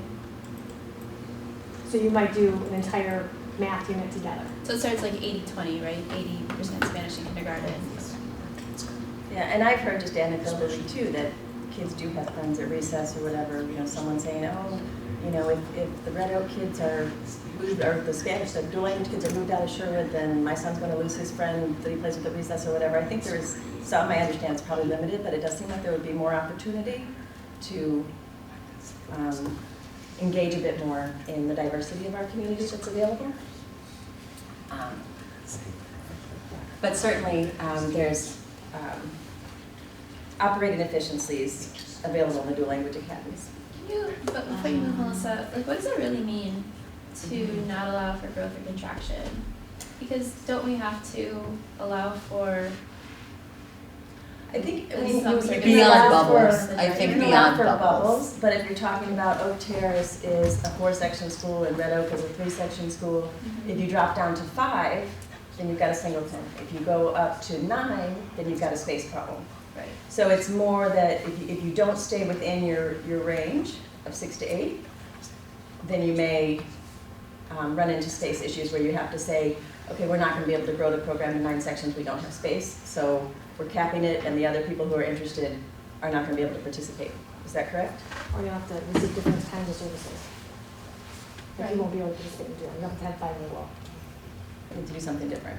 But it is a Rubik's Cube, so yeah. I guess the risk that, so let's say dual language enrollment we went to academies, dual language enrollment for natural reasons just went down, which means that there's less of a pull from the whole district into these academy schools. I guess that would be spread out enough that you would just have bubbles sections throughout those other schools, or do you run into like a big capacity issue? I don't know. I think that those are the kind of things that, again, we talked about flexibility, and I just overall, this structure is probably a little bit less flexible to accommodate those kinds of things than having the 2 populations in a common facility. Right. But you run the risk of the dual language declining, and you have 2 dedicated schools for it, and the monolingual increasing, and they're busting at the seams, and you have a dual language with 13 kids in 2 sections. But that all depends on just how far you go, how much extra capacity you have for elementary schools, right? Like, I mean, are you building out, this I'm just configuration? saying that if you have a dedicated school and less people go to it, more people go to other schools, Right. you have no flexibility. Right, and you'll have to create flexibility in other ways that Right. the community is not accustomed to, Right. like more frequently redrawing of boundaries. Like the dual language academy now becomes a dual language academy with one monolingual class. Right, and that's, I think, something that we want to avoid. Yes.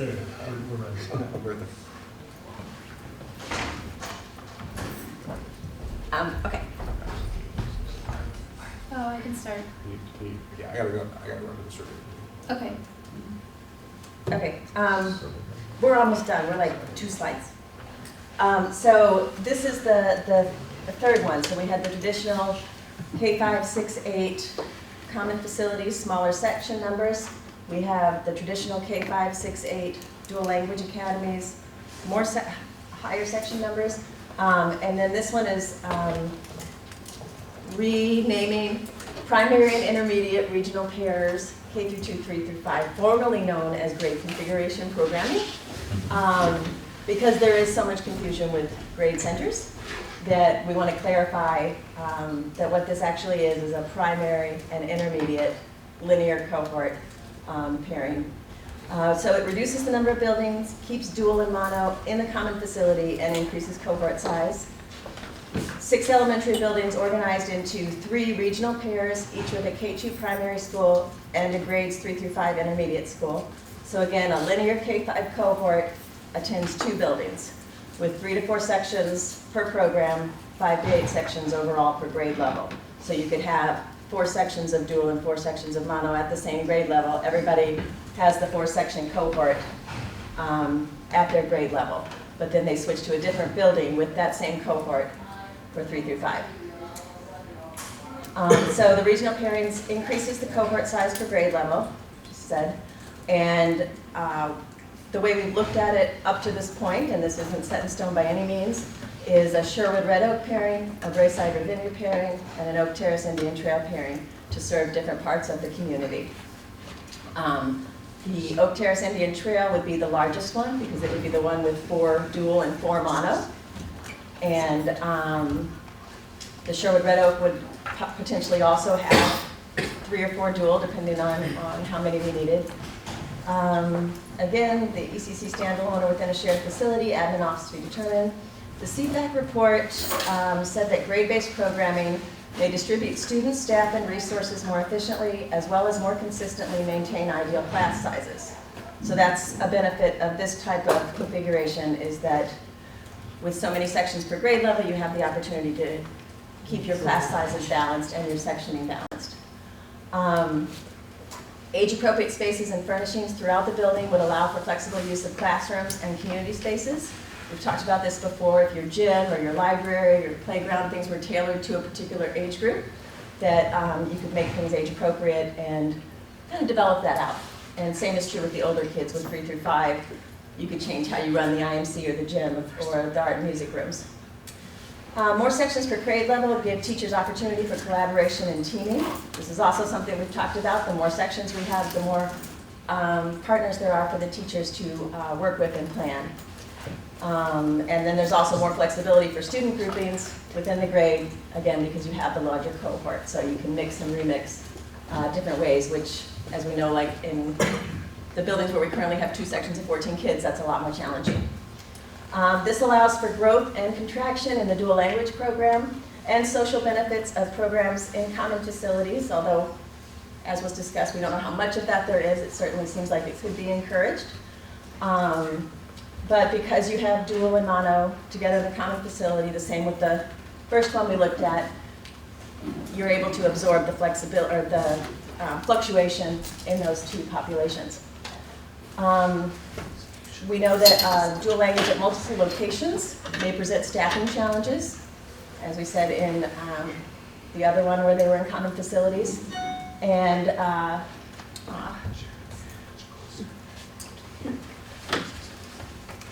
yep. Oh, come back. Additional transition between K and 8 means that siblings more frequently may attend different buildings. So instead of having the one transition from K5 to 6-8, you have the additional transition of K2, 3-5, 6-8, again with linear cohort. And this is also a bigger change for the community than the traditional K5 models. And you guys probably don't want to hear me add any more to this, so. Well, I would like to You've heard it know over what time. schools you saw. Did you tour? I actually am familiar with this school. I attended middle school in Lincolnwood, which is a campus with K through Yeah. 2, 3 through 5. They've always done. I Yeah. think And Glenview runs it that way, and there are different districts that run similar. Are there any that don't run it on one campus? That's what I mean. Yeah, so Glenview, Glenview doesn't. yeah, Glenview runs it, they call it clusters, and they don't even have linear feeder patterns between elementary school We and did middle. speak of this, I'm remembering it now. They don't have the feeder patterns, but Because they are deliberately distributing their population to have more balanced diversity in their middle schools. So they take their Glenview. Glenview. So Glenview has pairings. They have 3. They call them clusters. 3 clusters. K2, 3 through 5, and they are not next to each other. They are in different locations within those regional areas. And when they go to middle school, so they're a K5 cohort for their 2 buildings. When they go to middle school, it's sliced in half and redistributed to 2 different middle schools. All 3 of the clusters, because they're again We trying would be 2 to some extent. 3 clusters to 2 middle schools. Right. Mhm. So all 3 of the Dual pairs, language though, really drives. are, they're not linear feeders, whereas we would be talking about linear feeders because we have a different situation with our dual all going to Northwood. So we would be able to maintain linear feeders where in their district, they don't do dual language, so they, I think that's correct, and then they distribute their population differently for middle school. So Basically, this, so they don't have one middle as we school that's consider dramatically these, more affluent than the other. if we consider these pairs, we would consider it with a feeder pattern that would not be equal distribution in the 2 middle schools at all. It would be somewhat like a reflection of BDR3. But reverse. Well, But you could do a couple reverse. different things. It depends on how you divide up the regions. We know that in our district, we have dual all at one middle school. So that piece of it, we're not currently looking at dividing between the 2. But we also have a military population that is flexible to attend whatever school we recommend. So they can come down to a different part of town and then go to a different middle school so that there would be some distribution of different populations across the middle schools. Could you say in what is the natural feeder pattern that would result from the pairs that are outlined here? Yes. What would the middle school look like, please, feeders? Well, there's no Oak Terrace. natural feed, I mean, there's no natural. What would feed you per se, right? anticipate? Well, I think you did say there was. Yeah, because- Oak Terrace, Indian Trail, and the half of the Sherwood Red Oak pairing that is dual would go to Northwood. And then the remainder, the And that would be monolingual, an approximate population of, it'd be balanced middle schools, basically. they would, they'd end up somewhere around 700 There's each. some, like 7.5, What's the other one? 6. All right, Sorry? about okay. If you could just finish and then. Yeah, so Oak Terrace and Indian Trail and the dual language population from Sherwood and Red Oak, which would be roughly half of that, would go to Northwood. And then the Braeside Ravinia pairing and the monolingual of Sherwood and Red Oak would go to Edgewood. And And I was just gonna miss this part, maybe all the Wayne Thomas, all the elementary kids that normally go Wayne Thomas go where? the Wayne Thomas kids would be part of the Oak Terrace Indian Trail pairing. They would have. Because they're north of Park. So the whole region that's north of Park would be part of the Oak Terrace Indian Trail pairing. No, They Wayne go Thomas- into Indian Trail. Wayne Thomas is not. Wayne Thomas then becomes part of Northwood. and Wayne Thomas, Wayne Thomas students will go into Indian Trail Oak Terrace schools. There would be no Does that Wayne make Thomas. sense? Wayne Thomas would be. Because Northwood would have to be a bigger school than it is now. Because it would then hold 725 or 750 Right. middle school students. So you would have. So Wayne a- Thomas might be repurposed into early childhood or something like that, or admin, early childhood admin. And you'd have the opportunity to build out Northwood to have 2 balanced middle schools. which would be hard to do if Wayne Thomas was functioning Yes. as Yes. a Elementary school. 400 population You have to take elementary out that school. third grade, right? Right. And the population at Wayne Thomas right now is 280, so they are actually under capacity for their building. So if we, under consolidation, made them full capacity, you'd be pulling from, probably from Indian Trail and maybe from North Sherwood to fill that building. And then you would have some challenges with having a full capacity middle school and a full capacity elementary school on the same site. I'm talking too fast. No, I feel got like it, I'm kind of right, like- it just, I I'm get just like going. to think about the fact, because I thought the earlier slide showed that Ravinia and Braeside were also underutilized too, right? So I'm just, No, Durgan and Braeside tend to operate at capacity. They're pretty consistent. They're small schools, but they tend to operate as 2+ section schools. Indian Trail is under capacity, Wayne Thomas is under capacity. We saw Sherwood and Red Oak both have lower class sizes than they could handle. So we do have capacity in other pockets. Lincoln also has small class sizes. It's a 2-section school, but the class sizes themselves are small, so there's capacity there too at Lincoln. The irony is our population is not where our bigger schools are. So our small schools are at capacity and our big schools are under capacity.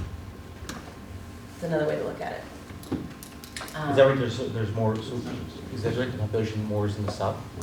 Except for Oak Terrace. Well, Oak Terrace because, is like the yeah, if you mothership look of at the north. density maps, the dual language population pulls heavily, obviously it's all of the Highwood Oak Terrace area, plus it pulls from Wayne Thomas and Indian Trail.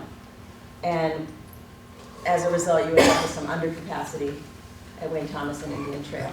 And that's a result of a lot of different things. The population overall trending down, but the population around Ravinia and Braeside tends to stay pretty stationary in terms of its density because it doesn't pull as much to the dual language programming or other things that are outside of boundary. You have a lot of starter home type places in at least part of the Ravinia area, so it's got a consistent, turnover in terms of young families coming in, and then they'll move out eventually to a bigger house, hopefully if they do well. But there's like the Burton, Broadview, and Pleasant Street are very like with houses right next to each other, not big lots, but a lot of those houses have young families in them, so they're constantly feeding into and maintaining a certain population at that school. Well, and every area has young families. Every area has different things that make it desirable to home buyers.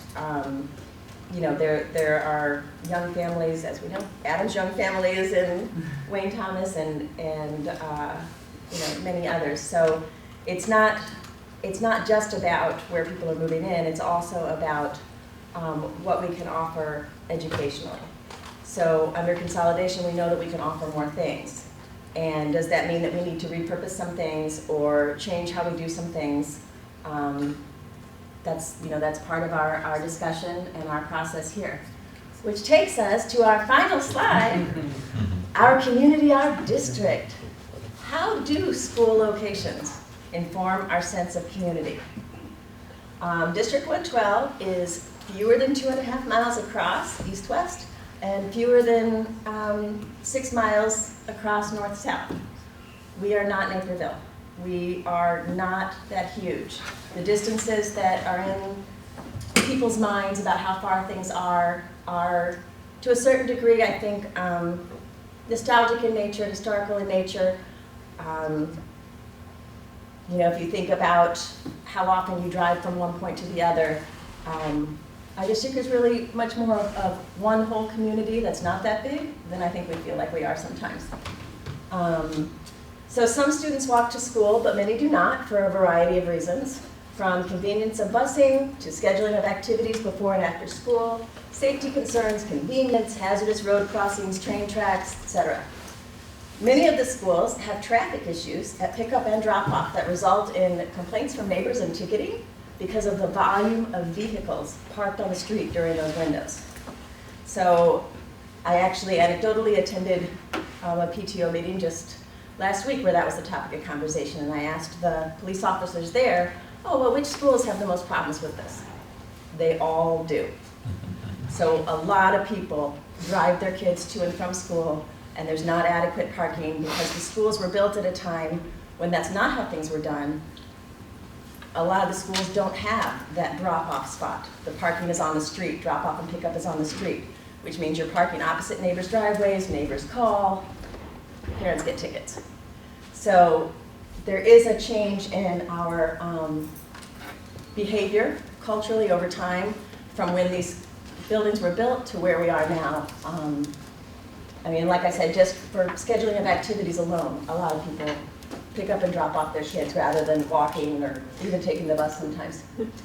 And there are existing programs where students don't attend in their boundary areas. Our special ed, our dual language, our military families. Many of those kids attend school outside of what would be their closest boundary area.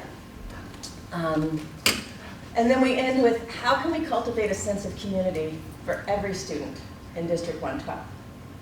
Because that's really what we want to do. And when we hear about the different comments about this neighborhood or that neighborhood or this pocket or that pocket, what we really want to do for our students, I think a lot of that is parental anxiety and different sorts of attachments to legacy situations, is we want to cultivate that sense of community for all the kids so that the kids feel like their neighborhood is not just the 2-block radius around their home, that it is the whole community. And then now we'll open it up to input from facilities and financial gurus, attendees. Anything you want to talk about? Open the discussion up to cabinet, board members. Ronnie, do you have anything you'd like to add? We already went over all this stuff, so I knew what you had to say. Anyone? Questions, comments?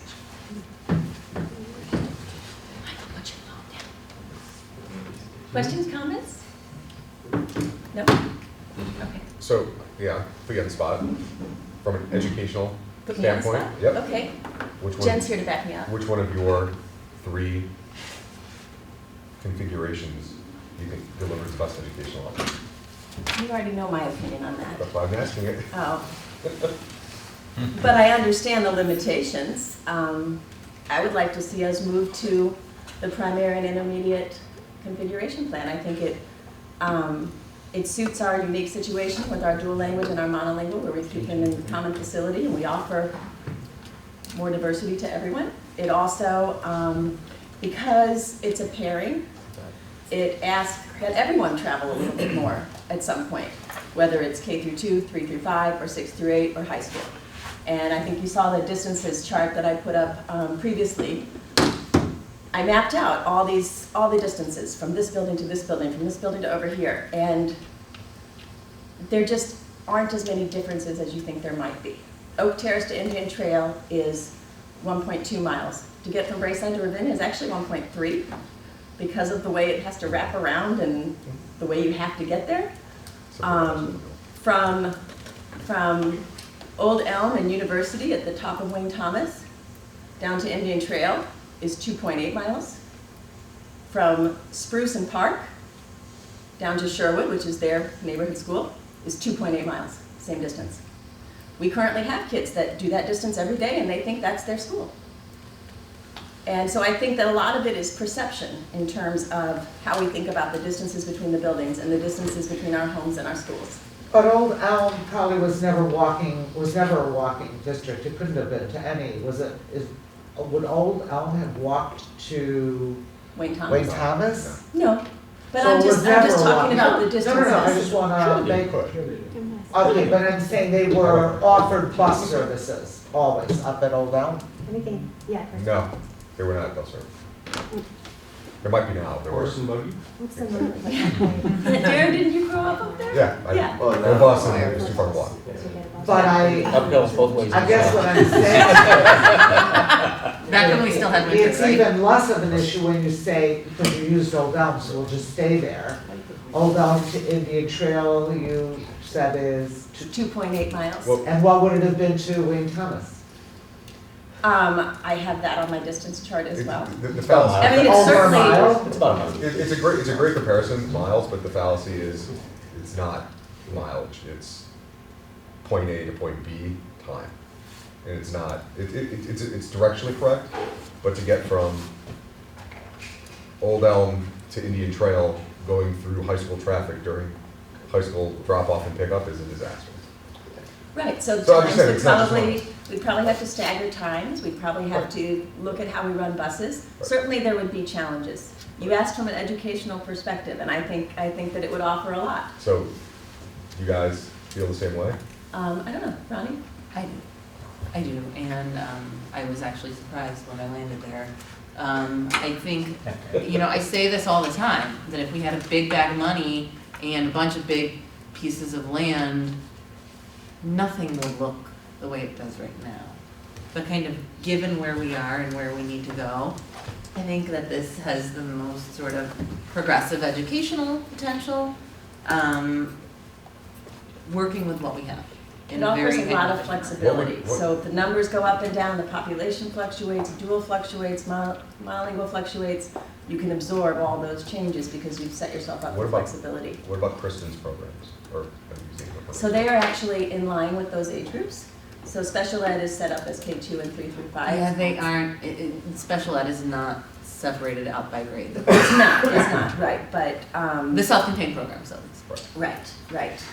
And we talked to her about this early on, and she thought that it would be great for the resource teachers to be able to focus in on a smaller age range, because right now they have to plan for, is this correct? They have to plan for K through 5, whereas if you had to plan for K through 2, then you could really tailor your time, your planning.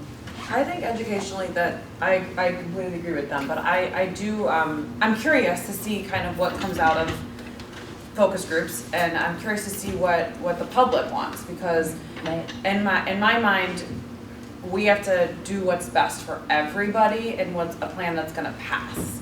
So, I think this is the configurations that we've talked about, and all those ones, I like the, what are we calling them, grade? Now it's primary and intermediate. Primary, intermediate configurations, Because there's been that's 8 name that's- changes. But channeling a board member who's not here, Yeah, that board member would say they've tested this with the school, with the community. But they didn't. I'm just saying, Yeah. But they I didn't. think, I'm glad, Jerry, I'm glad you made the comments you did, because for those watching at home or those who look at this tape at a later date, I just want to remind everybody, this is an open forum of discussion. Right. None of this has been presented Right. to the community. That's correct. right, so I mean, I just wanna keep an But I open have mind. visions of people coming out and saying, oh, the 2.0 committee Yeah. favors this particular You can count on configuration. I like to keep, my perspective is, I like to Yeah. keep an open mind, and I think that we have 3 options. And my way of thinking about it is let's keep an open mind, let's see what they say, let's see where people are kind of pushing us towards, and let's kind of see where we can go from there, because I think that it's a great idea, and I think in an ideal world it'd be awesome, but what happens if the community It's a big doesn't buy change for it, the doesn't buy the idea, And like, it's Although, the other two. I would also like to add that I too was surprised over the last Yeah, I 7 mean, months.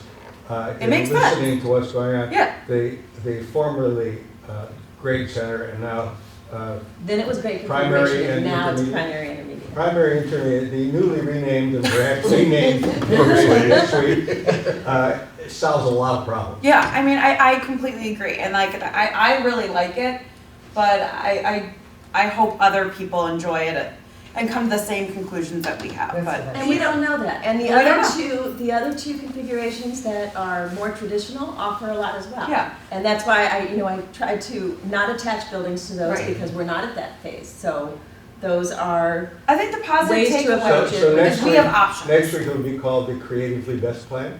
Yes. I think, the other piece of it is that in looking at how this community sort of defines itself as a whole and also within smaller areas, one of the things that I appreciate about primary and intermediate pairings is that a lot of people are very attached to this idea of neighborhood schools. So you get 2 neighborhood Yeah. schools. Your I love neighborhood that. actually grows. This kind of like tribalism that's very entrenched, and I say this as a non-local, no offense. But it demands a little bit of like a rethinking of what constitutes a neighborhood. And it makes bigger neighborhoods, and I think that would actually be socially and culturally a net gain. Yeah, I agree. I think the inclusion you get to go through 2 schools, and you get to go through the experience of being with more people and having more people in different areas. I think there are so many positives. You come from a K through 8 school. I come through, where I teach is a K through 8 school, and where I grew up was totally different, but yes. I'm not from here. It's a one-room, It was you alternative grew up in a to- one-room school? I went to a one-room schoolhouse in 1812. It's hard to remember. I survived. Just to kind of get this on the record, well, first let me say, I appreciate the approach that you're taking, and I've seen a lot of the material that I unfortunately missed earlier, and I just think you did a great job presenting it. The Education Committee has done an amazing job getting up to speed on a host of really good. Let's clap. Thanks for starting. It's everybody. Our chart. And I really like the idea of letting the community, appropriately weigh in on these different possibilities. I do want to come back to one thing that I think Darren and Michael were talking about, just more for the record, because I think we've talked about it in other ways. If someone were to say with the, sorry, I've already forgotten the rebranded. Primary and intermediate. Primary and intermediate, what's the word that comes after? Pairs. Pairs, middle schools, okay. So if someone, absent people not in the room were to say, but we don't want grade centers and we've already done that, and we were saying, no, you haven't, like, what's our answer to that? How is this sort of different? It wasn't built the same way before. It was Right. 4-2-2, Yeah. and it wasn't put into regions. Mm-hmm. So And it we wasn't were- tied to existing structures. It wasn't tied to existing structures. It Like, wasn't define tied to. 422, or- There were only There were 2 4 through K through 5. 2 and Right, 2 right. 3 through 5. So that's really So it's the large. number of schools, it's the regions. It's number of It's schools. the sites. It's the sites. It's the cohort. So there were not sites attached to that plan, and the cohort was not linear. So it's fair to say that whenever the word grade center came up previously, it really referred to something completely different. Right. Yeah. Yes. They're not comparable in any meaningful way. No, Which they're is different why plans. has changed. And they're not great. Well, I think they do So have is that one thing in bring up common, recreation? and And that the is additional the transition. additional transition. And that is, Okay. will be something for, if this is, that will be something to address. I think there's even a level of nuance there, because the additional transition, unlike the, what was it, 4 to 4 2 to to 2. So it's Is the regional. same, you're eliminating one of those transitions because you're actually keeping the same cohort together, K-5. Right. That's So not- they're changing sites together. The kids It's move facility together. transition. It's Yeah. actual- Yeah, it's It's- facility transition. And not it a really cohort shouldn't be transition. that hard to, while you are so regional, to work out traffic and timing for the person who doesn't, certainly could do a double pickup if you're saying parents are coming to pick their kids up, Yeah, you every have, day, you have siblings at and different. God knows mine walked home. But which, as you say, was common. Right. And people get it sorted, I mean, And they walked people do home in that groups now. of 5 and People 6 have and 8, they kids, walked home like a game, Yeah. basically. Just think of the additional PTA t-shirt sales though, because then reasonable. But Well, that- but even that's it. then, And honestly, we- Darren, It gives new meaning Glenview to the has- global Darren, measure. all joking aside, Work with your you wouldn't time have to do research. that. Within your K-5 cohort, you could really build your community. So your PTO could be, Wait, don't talk about renaming schools. not And renaming, that's- not renaming, but you Merging the could mascots. build your community so that Start looking like. Everyone's gonna get a liger for a mascot. I'm in, sign me up. Whoa, you we could just have lost the whole interactions community. between the 5th graders and the 1st graders. You could plan events together. You could have your ice cream social as well as your carnival or whatever. So that's what we have for tonight. I think I'm losing my voice. Oh my, we were out. Questions regarding the education presentation? There is another item on the agenda. Goodbye, guys, thank you so much. Thank you, Bye. have a Bye. great night. So if we are prepared. So we did keep it to 2 hours. It's just that we started. We at started 7:00. late, it was exactly 2 hours. Agenda item 4.2, organizational structure 2.0 committee structure, current/post election.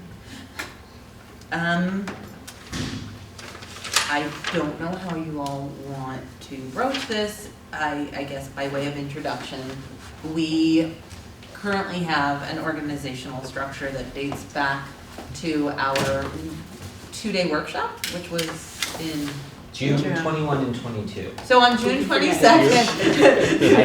days that shall live in infamy. So at the conclusion of the 2-day workshop, we appointed a steering committee. There have been some additions and some changes, and now we are rethinking our own organizational structure as a whole and looking at the leadership piece, among others. So. Darren, can you talk more about your idea? I can. I think I was hoping there would be a larger group to have an actual discussion because I don't think we should make decisions. We don't have a majority of people here, but we have a lot of people coming in and out.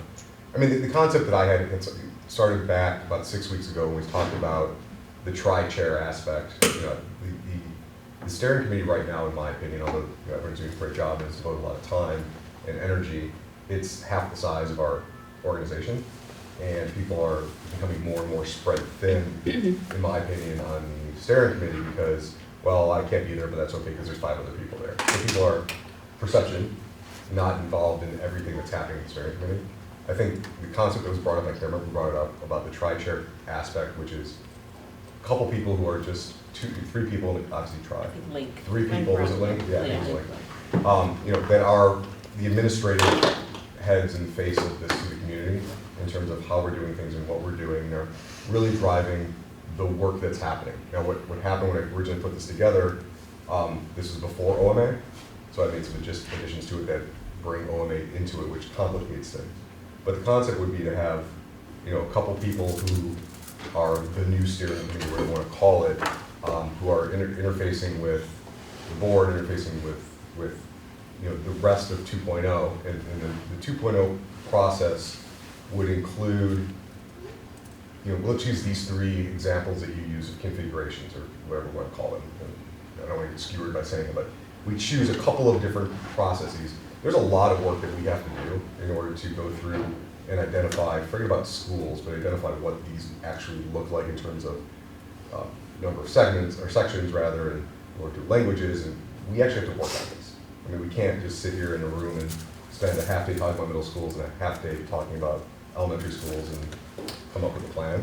So there's got to be a way that we can set up subgroups of this committee to work on, in my opinion, you know, whatever configurations we come up with, and have those people dedicated to that specific task and own it and understand it. May not be on board with it, but they are assigned to figure it out. Right. And then the next aspect of that was growing 2.0 to incorporate new people. And my concern, and I voted against expanding, I'll just be honest, I was one of the few people that did, was I think we spent 6 months learning the language of education and how this program works and all the things that Jen taught us with those crazy charts in a positive sense. It didn't make sense when you put them up there, but then finally made sense when you view the lines. Of course. But that was you know, hour 22 of 24 in the boot camp and things like that. We've all taken for granted that we understand that other people don't. So if we bring people into this group right now and try getting something done for the next referendum, which has a timeline of, call it June of this year, to get something to the board, which, I mean, we're March 1st practically, it's impossible to even think we're gonna do that. If we bring new people in now and try teaching people what it is we've already learned in order to get a program set up where we have some configurations to talk about, is never gonna happen. If we start talking about configurations as the expert groups, or the 3 groups or 4 groups, however many groups we set up, and bring new people in as people to challenge our thoughts as to how these will work by bringing in new perspectives, it's a, you know, a sub 2.0 group, or 2.0 plus. I think plus, or I think is what I call it, or whatever I call it, and things put together, where these people will come in and challenge the concepts from a community aspect. So it's really reaching out to the community to see what people who haven't been involved think of whatever it is we just rebranded that program. With a memorable name. Yeah. 2.0 Mark II. No, I'm talking about Pairings. pairings, or the traditional, or whatever this is, or what, you know, the academies. And we hear what people who, you know, 5 additional people on each of these subcommittees think about these programs. that was really what it was. I mean, it wasn't anything special. I think, the bigger concern, or an equal concern I have is we've got 5, 6 people who may or may not be part of this in 6 weeks, 7 weeks, and we gotta figure out, what those people are doing now and what happens if and when we lose some or all of them. But, we can't reboot this for the 3rd time in 9 months. And that's a big I concern. agree. I also I love think, it. I also Well, think, the flip side of that last piece is that some of the people who are running for office have been some of the heaviest lifters, and I wouldn't wanna ice them out because they're workers and they're machines, So I think we really need to, again, it's the F word, we really need to come up with a more flexible Yep. leadership setup. So can I just add a gloss to that, which is one thing you might have saw in the email that went around is that first of all, there's only 6 people on the steering committee now because Brent has resigned, Adam has ascended to Mount Olympus. Or descended into Hades. We pushed him up. And Something mythical. And Jen Freeman left, so that was the 9, that's now 6. Right. Now, probably only like 4 people make any one particular meeting because stuff's going on. No, definitely it's a problem. And so what we decided last week, which I think we shared with everyone, is that we're eliminating the Thursday morning meetings. And so now the steering committee is going to be 1 hour before our now weekly meetings here. The idea being that everybody who's around or who wants to be around should come, if they wish to the steering committee meeting. The other thing that's been happening is that we've been told by John Fuhrer that the district is looking into hiring a project coordinator for us. Now, it's unclear what the scope of duties for that person would be, whether it would be, as Michael Tobin has suggested, sort of a help-me staff person who would do all sorts of stuff, or whether it would be more high level. But I do think that once that happens, that will either increase our capacity to schedule and manage things or not. So while I like a lot of your suggestions, I do think there may be some wisdom in just trying out the new 1 hour before structure, everybody who wants to come, and see what happens with the coordinator, and then maybe next week at our meeting, when there's more people here, present this again and have the discussion again and sort of see where we're at. Let me just add one more thing. Great, that's a good LTS. This is all under the umbrella that I think the structure is not functional now and needs to change, and so I'm saying this as an endorsement of getting to change. I don't think we have time. And Just to be frank, I think we're running. Listen, I have no desire to have any part of the leadership, so I'm not doing this for me or any ulterior motives. I don't want any part of it. Totally. The problem we have is we're going to wait until next week. We're not going to do anything now. Yeah. But we're going to see how this works, and then some people say, well, it's kind of working, so it's not. We're going to be in spring break already. I think and we we haven't need to even talked about. We haven't even had. This is the first time we've actually talked about schools. Right. We spent the last 3 or 4 or 5 meetings talking about focus groups and surveys and what the moderator pamphlet looks like and the postcards. We haven't talked about what we're here to talk about. So 2 things. One, I think you nailed it, and I think we need to make sure that configurations, if we're functioning as a configuration scheme, is on the agenda every week, and we can figure out what that's going to look like. Right. Not as like this sort of vague thing, but we need to figure out what piece of it we're going to tackle weekly in our meetings.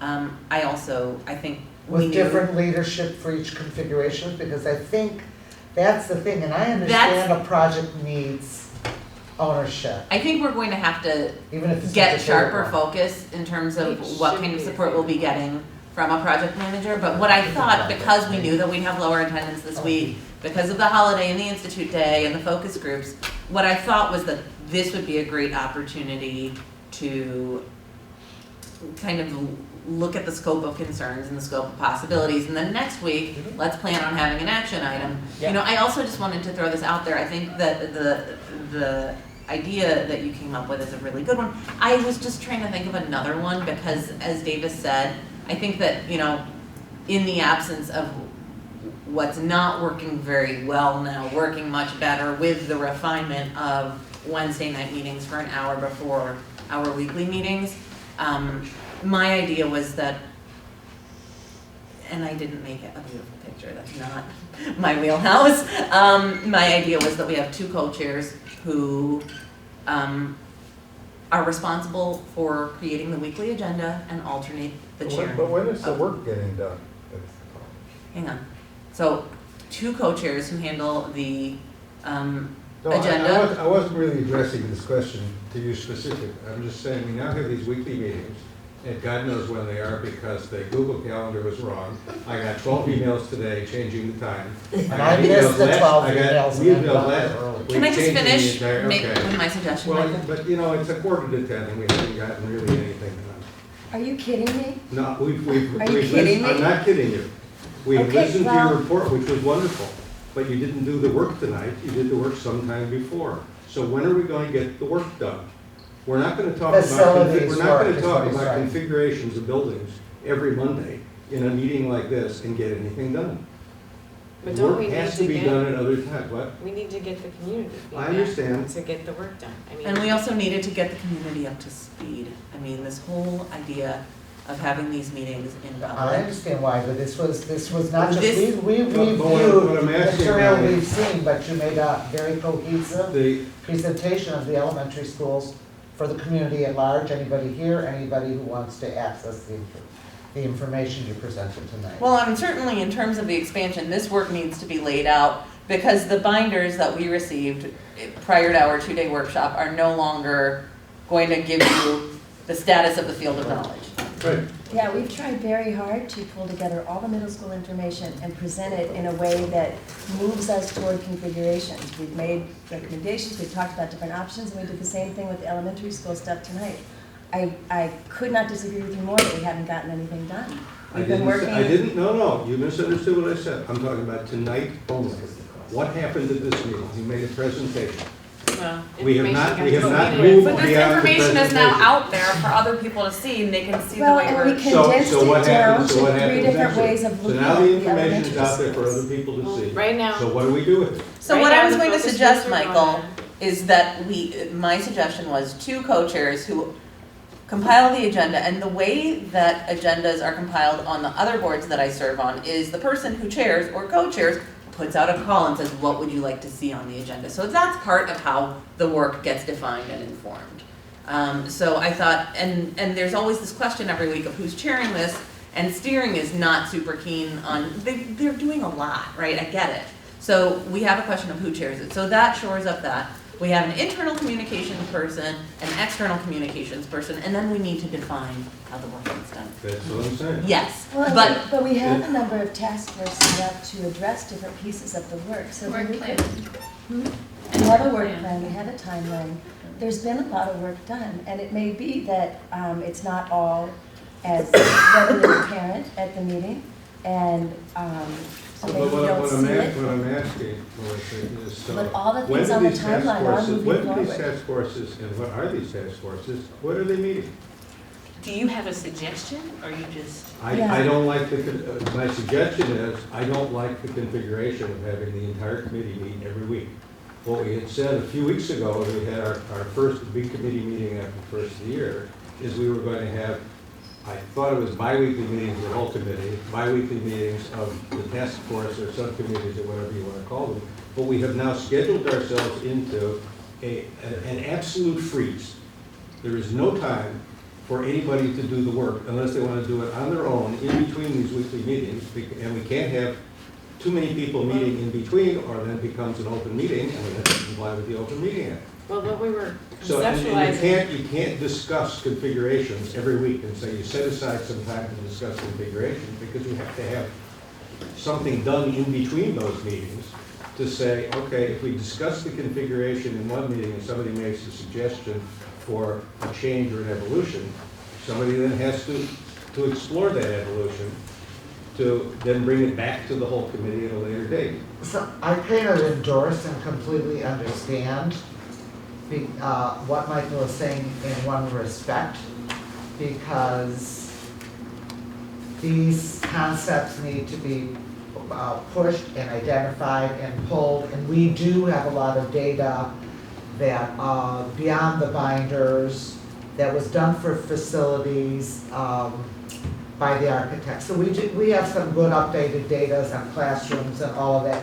As in, let's say the pairs had some idea of schools assigned to them, the intermediate, and I think that'll be so much fun. Someone will graduate in 3rd grade and go to intermediate. That child's going to have I had a- an extra I had a party. nursery- I had a nursery school graduation. There you go, that child's gonna have a party at their grade, very nice. But the other ones need, you know, identification and testing and looking at some of the material. Wait, I just wanna say, however, Michael, I wanna say that there was a decision made that we would wait for focused feedback, and that feedback, which we had at one time thought would come in November or December, roughly speaking, is now gonna come in another week. And I do think that, I don't know how they're going to give that to us in a report or if we're gonna meet with them. But I think it's been decided that we're going to, I think, we saw the bare bones of 3 kind of options. There are others, but 3 well-considered options that have a lot of research and good data behind them. And I can think of another couple we could discuss, but I think we don't have to worry about what happens this week, because this week we're gonna wait for feedback. And that, I think your point, well, I think your point. So Michael, I'm I talking think about the what, process. can I address what you're talking Okay. about? Because one of the suggestions was for these meetings, the weekly meetings, half of the meeting is where you break off into these groups. Yes. Okay, where you work, because we need to comply with the OMA. So we need to be in an open format where the public can be viewing the work going on. So you break off, you know, if you want to continue with the notion of a facilities group, you go off in that area, you work, you know, for part of the the first part of the meeting. Then we reconvene as the group, and if you've got something that facilities or finance or some whatever subgroup you want to call it, has an issue with that they think needs to be presented to the full group, that's when Or you have start the opportunity. testing it a little bit. Right, that's when you have the opportunity to do that. But, you know, what really has complicated this is the need to comply with the Open Meetings Act. But at the I'm same not time, disagreeing, but that's a just wonderful because we thing, have to because now we can bring Yes, people on board and it's see not a what's going wonderful on. thing. Because what we're doing right now, if we're gonna have configurations in June for pricing, doing what you just said, do you think you can do configurations for however many schools in 14 hours? I have no idea. But my point is, But not all. we have roughly 14 meetings between now and the beginning of June. You're suggesting the task force break out and they work for an hour, then they come back and they report to the big group. So There's we're saying nothing- we're going to take $100 and some odd $1 million project, put it all together in 14 hours. It doesn't work that way. We're not We won't be starting, putting it together, the Michael, we're not architects starting and from Gilbane. zero. And We're as starting opposed to from the the township summer. architects who It's go not- We'll have to other keep than talking an in hour the a week. summer. Well, no, that's where We'll you keep talking. you guys can form your task force. Your task force can be formed, it has to be under 6 or less people, based on the number of people in our concurrent 2.0 group. And that's what's going on with like the moderators group, the recruitment group. I These are, understand And that. so there's Michael- nothing stopping you from doing that But to what- talk to the architect. Yes, what's and- stopping us from doing it is doing it in the context of the Open Meetings Act, doesn't get the work done. But if it's So when the 6 or last under, referendum was done, the staff How did many a is lot on of the your work. facilities And group it right didn't- now? Wait, let me just step in for a second. The concept of, I'm delicately So dancing you're under around. 6, you're fine. I'm dancing around the concept of separating into 3 groups. By maths, it's going to be 6 or less people. So then we have an ability to work on things, not make decisions, but work and understand and start vetting things. As soon as we expand to an additional 2.0 members, then we may or may not be under OMA, we have to deal with that. But I completely agree with you, work has to get done. And it The can't work get- has to get and done. it can't get done as a group, splitting up amongst 4 or 5 different groups for an hour and then all coming back together.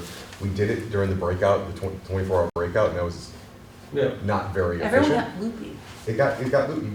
We need to have the ability to say. It was 2 full days, it But wasn't 2 Michael, hours a well, day. I want to ask a question in all sincerity, and I'm sorry, Darren, I know I'm interrupting you.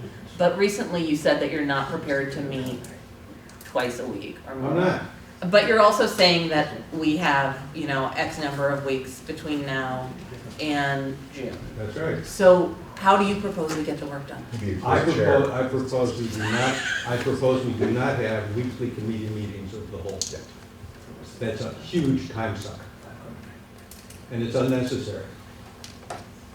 If you looked at this the way, the board Then what? doesn't, the board doesn't meet Then once a what? week. The board doesn't But have they a don't deadline. do the They're not detailed on a work. scrunch timeframe. Oh, yes, they are. Oh, How are really? they not on the sludge timeframe? We can't put referendums forth without the board approval, so they're on the same sludge timeline we are. But The they're only relying difference on is us. the board doesn't exist They're- till They're May. relying on us to do the work. Well, Right. then But they I ought don't to, think they he's ought saying to that, Luke. rethink I the whole think he's thing. just saying the question is whether or not this forum is actually getting the work done versus if you had, I'll make it out, I'm putting words in your mouth, I hope, but if you have a meeting of this and then you wait a week or two and in the interim you have smaller groups actually doing work so that he present to the bigger group. What I'm Right, saying, right, what I'm right. saying is The the board, why the board, it's fine I brought this up before, the board has the cabinet. We don't have the cabinet. We need to create our own cabinet under OMA where we can work outside of OMA on just pushing paper around understanding, which is your point. We can't do this in an open committee meeting for 2 hours every week. There has to be a time where 4, 5, 6 people get together and try figuring out what to rename Melissa's program and how it works. Again. And what the schools are, what they could be, could not be. Will this, challenge, 4 or 5, 6 people challenge are whether getting Wayne together. Thomas should be with Pardon me, Terry. I didn't hear you. No, I'm just saying 4 and 5, 6 people are getting together on all the stuff that's not configuration related. You're, No, we need to go to the next you're level. on the No, But it is configuration. Let them finish. Right. Let them finish. We need to get to the next level where we take these configurations Let's that do are it. just, exactly, all I'm suggesting. We're just waiting for that. Well, and the question is. No, but that, But we because kind of that still could, need that could take a whether that configuration. happens, Right, that could take one of the 3, 4, 5 options we have, and just say, you know what? The committee's never gonna go for, I'm picking on it, whatever we call it, I don't even know what we call it. Pairing. What is it? Pairing. Well, Just maybe think about that's a pairing. great Pairing. place to start Take- next The week. community will we never, meet- from the feedback, the computer will never go for the pairings, so we're gonna either, we're gonna collapse that little group or make it smaller. I was not 'cause that's- talking about that. I think it's too early to say with the community. We're not Okay, doing so it. We're also not doing it based on this. We're gonna have a second focus group. There's But gonna that's be a not what he, that's not survey. what he was saying. I guess why don't, I mean, since facilities now needs to take the lead, right? Because you've got to do the crunching. No, there's no facilities anymore, that's the problem everyone can't understand. Well, okay, but what they ended, how people have been functioning and getting this work done is that someone has just said, here's something that needs to get done. Who's willing to, Yeah, you what raise 6 your people hand are and willing you to do step it. up? Yeah. Right. So, So we have 3 configurations, so when we get to the point where we can do this in a bigger group, who wants to work on the grade centers? Who? You know, I mean- My point is, we need to start working on these, we can't. Darren, you can continue- send out an email tomorrow to the whole group and say, here are Right, 3 so we're different gonna have, things. we're gonna have 15 different incoherent road groups doing things, it doesn't make No, sense. no, you be the But we chair, have to- of we that. have- You be the captain of it to We organize have it, to people have an respond to. agreement that that is how we are all gonna work. Hmm? That, we have to have an agreement that's how we are all gonna work. Not that I'm gonna decide to take one thing on and start running with it. Well, I think that a very obvious starting point, as soon as we get the report from Link, would be to take the work, and it was work, that was presented tonight, with 3 very distinct paths for us to pursue, and read, break into small groups, and analyze how the focus group feedback reflects on those 3 possibilities. And it might say, there are 2 that we want to pursue and 1 that's dead in the water. And it might say that all 3 hold potential for 112. Can I say something? Please. I think that, and I did watch the focus groups for those 2 hours.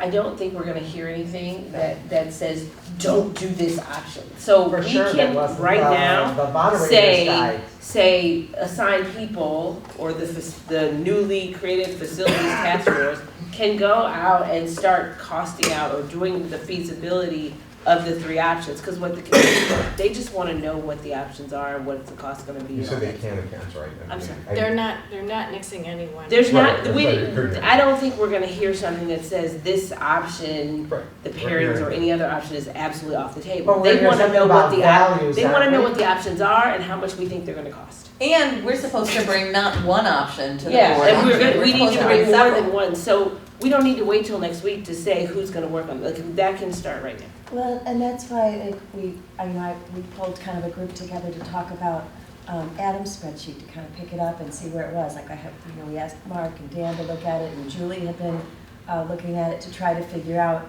is that a place where we can dig back in, where we look at the work we had done before, take it to the next level. How does it align with our recommendations that we have now? And are there eliminations we can make based on those not aligning with the recommendations that we have now. So there is actually a good amount of discussion for the group as a whole.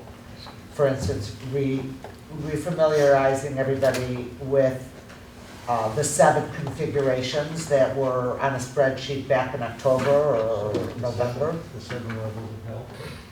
Yes. Why do we need to go back? We don't need to go Why back. do we need to do that? I don't think. I we just do. understood Melissa to say that that is being used as a basis. No, it's the underlying information. That helped them get to create these things. That's good, as Right. opposed to the 7 Right, configurations. we don't need to go back. So to there's seven. like, Adam created, it's No, I think- actually I think very we good. There's like from an an educational underlying thing where if standpoint. you check this, it then populates into the main thing to show you what the numbers would be, right? So we're trying to use the underlying information and actually add to it So so one that of when the we. things that we need for any meeting is an action plan.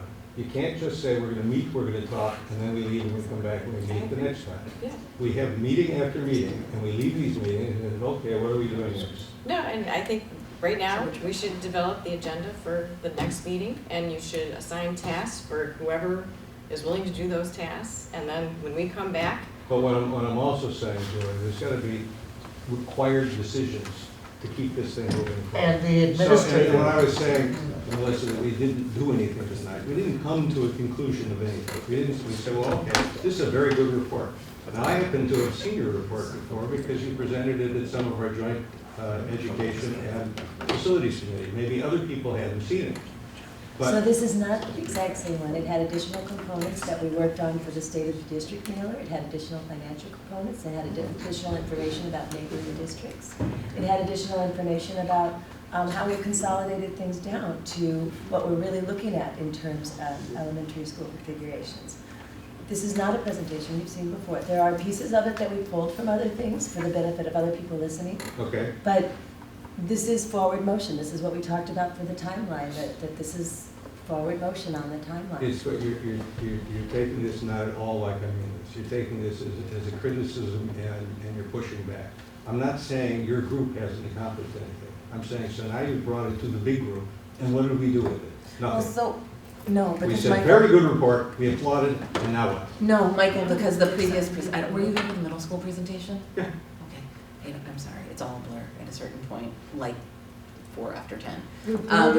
We're building and we're really trying to take the parts as discreetly No, I as we understand. can. But as a group, our big group has done nothing with your 2 reports. So here's, You say no decision was made. So what decision, what? I don't know what the decision should be, but what I'm saying, so now we've been given the analysis of elementary school and middle school.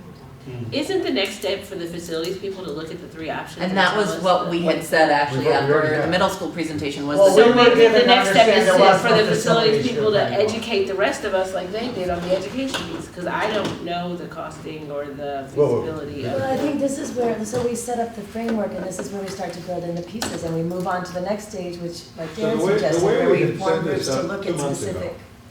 there were 2 We were committees. gonna combine There was a it. communications committee. There was no more, and there was we a thought this was configuration committee. retired, the So facilities. in terms of what you're saying would have worked with January's Well, I mean, organization, that- is we would have sat down with the configuration committee, we would have said, okay, we have, if you want to talk about Adam's matrix, that was all developed through the facilities committee. So we have physical configurations that can accommodate your 3 concepts. We have, in some cases, multiple configurations to accommodate one. There's really only one configuration that accommodates the primary and intermediate areas. So we sit down and we say, okay, given what education has done that's advanced from where we were the last time we had a joint committee meeting, how do these fit into these hypothetical physical configurations? We've changed the number of sections from what we had done before. We've asked Domain and the architects to come back with a schedule and some updated costs for the non-addition work. And I think that's important before, if there is a facilities, I was been trying to, I hope no one forgot that's information Yeah. that we're waiting for, that is critical information. Critical because the dates will focus the work too, you know, that, And So that is the next step, and what I'm saying is that what we should be doing tonight as a committee, which I think I'm sort of getting to the point where somebody said, well, let's have a vote or a consensus or whatever Howard would have said to do, is, so now we take what you do. Are we now at a point where everybody agrees that these three directions from the Education Committee are the three things we want to test, tempered with whatever we learn from the focus groups? So they may say, don't take anything off the table, but I'm hoping that what we get from the focus groups is at least some indication of what the preferred directions might be, even if there are none that they say are not We didn't so really terrible. ask them that, what their preferred, we asked them, how do you feel about like an option that has a K through 2 or K through 3 and a 4 through whatever the parents. Was that even in the moderator's guide? It I didn't was. remember that being Yeah, there. so how do you feel about something like this? Or how do you feel about 1 middle school, 2 middle schools, or 3 middle schools? Do you think that there's a right way or a wrong way?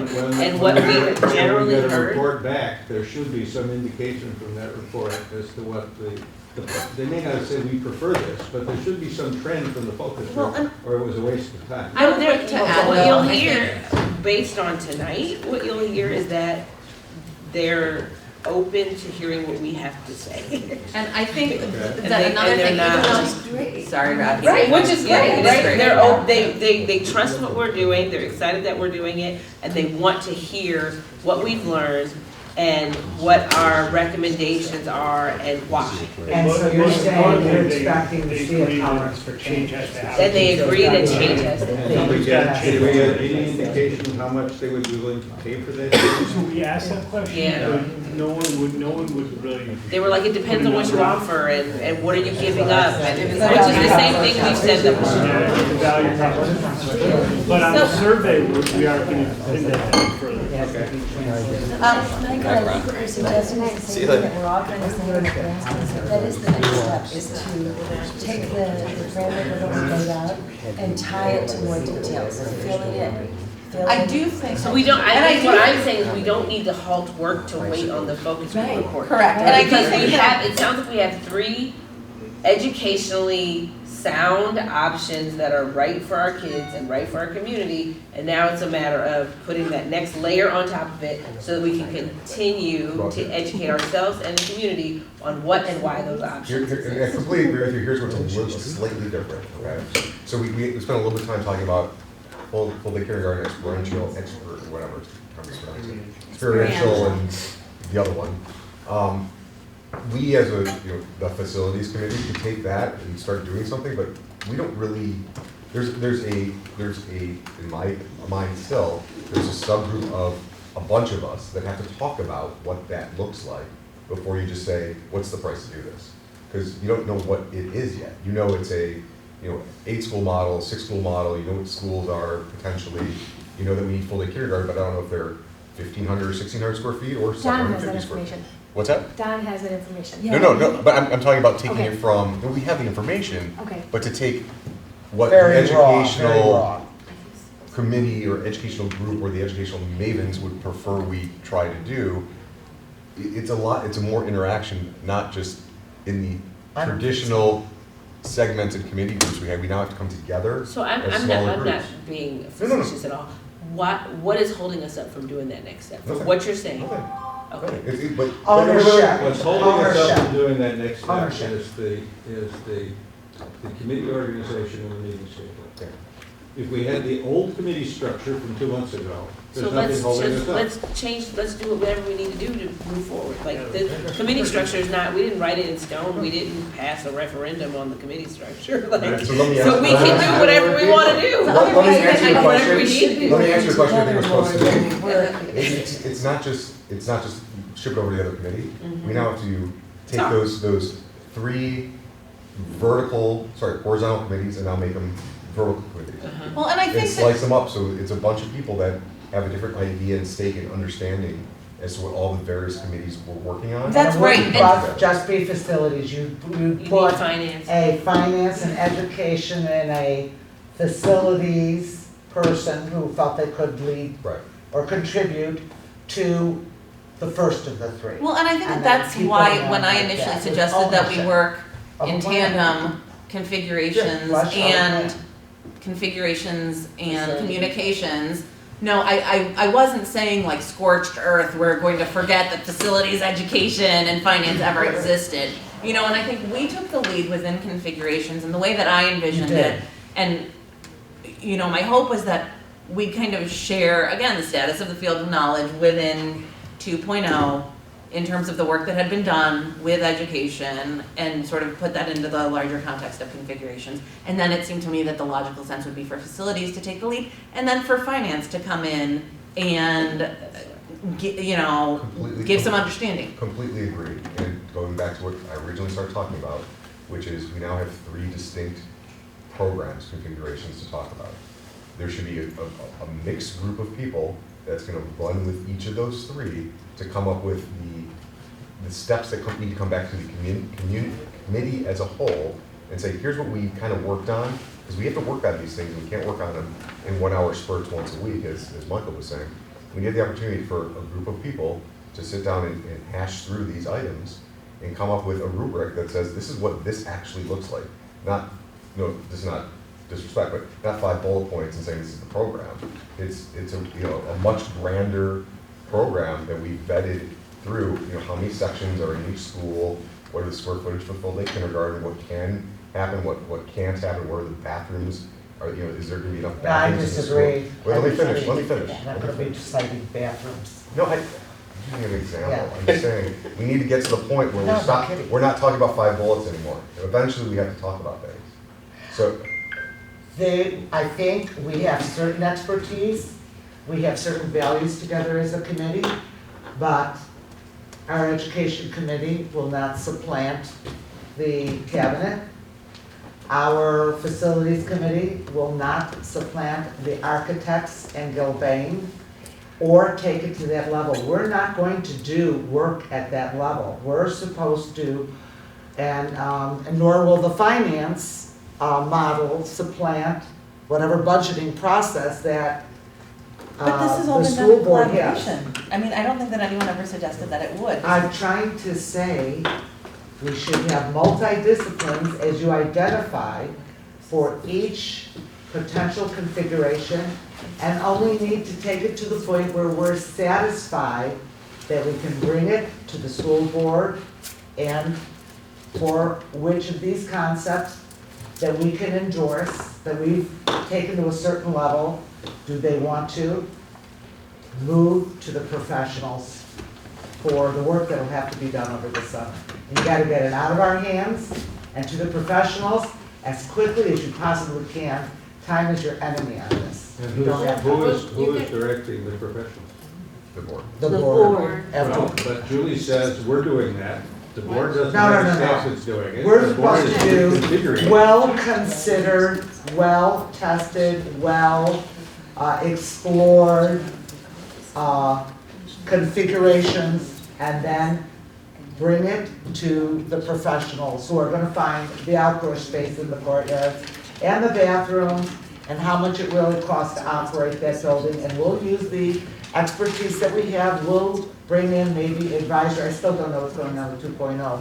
I would still say advisory, if we have enough people willing to work it. And get it from us to them as quickly as possible. We have 3 finance people here right now, right? Okay, right, or no, I'm sorry, facilities, I already see that. Pick one of those. That's great. I'm saying let's just Okay, then we have 3 or 4 education people sitting over here. Each of you pick one of them and plug them on your. No, we don't have our full cohort here, so it's not. It's a start though, it's a I start. don't think It's- we should be splitting up into groups to analyze individual models. I think that's the wrong approach. Well, that's one vote. That's one thought. You're gonna have. What's that? No, if you end up splitting up the little groups to talk about individual models, then each one, depending on who's in that group, is gonna shape the assessment of that model, and you won't be able to compare them across.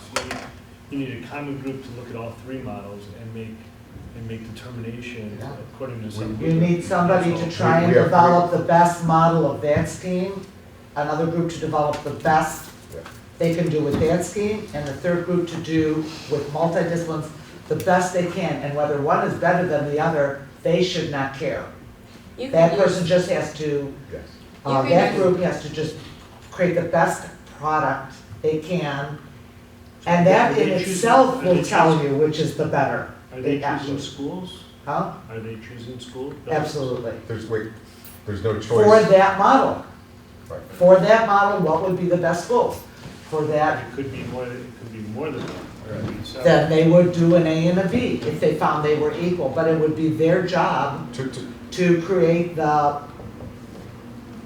highest, the highest and best plan with two middle schools, however, the DL here, or the three. we're gonna that were used. I identify- think there's a fourth, but I don't know where the time is. But don't you have to go through the same for all three models that you have to go through the same process. So why have different groups doing it for each Because model? as Michael mentioned, you end up with one, if you don't do it that way, all you're gonna do is take three, look at them side by side, and you're gonna end up with one. May I make a suggestion? And there should be 2, 3 that go to the Well, board. who's to say that 2 or 3 couldn't come out of one category? Right. Right. And I'd like to actually suggest, That's right. I think that's exactly right. I think it's 10, 18, 17. And I think that at this point, I'd like to suggest that we go to bed, that we adjourn. And I think that we can take this coming week in compliance with OMA. What I'd love to see is people really think about how we get the work done. Send emails. Do not reply all. Come in ready for a conversation at our full committee meeting next Wednesday, where we pick a path and get to work. Because it works with what I said. I like that we develop 3 different plans. Thoughts? Let's adjourn. I second that, did we adjourn?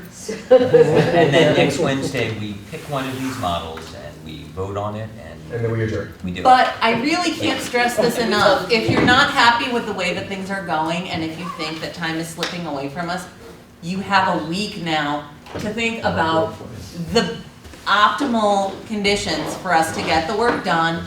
Send them to the group. Do not have a conversation over email. Just circulate them. Come in ready for a robust conversation. Let's pick a path and get to work. There being no further business, may I have a motion to adjourn? So Peace out. Thank you.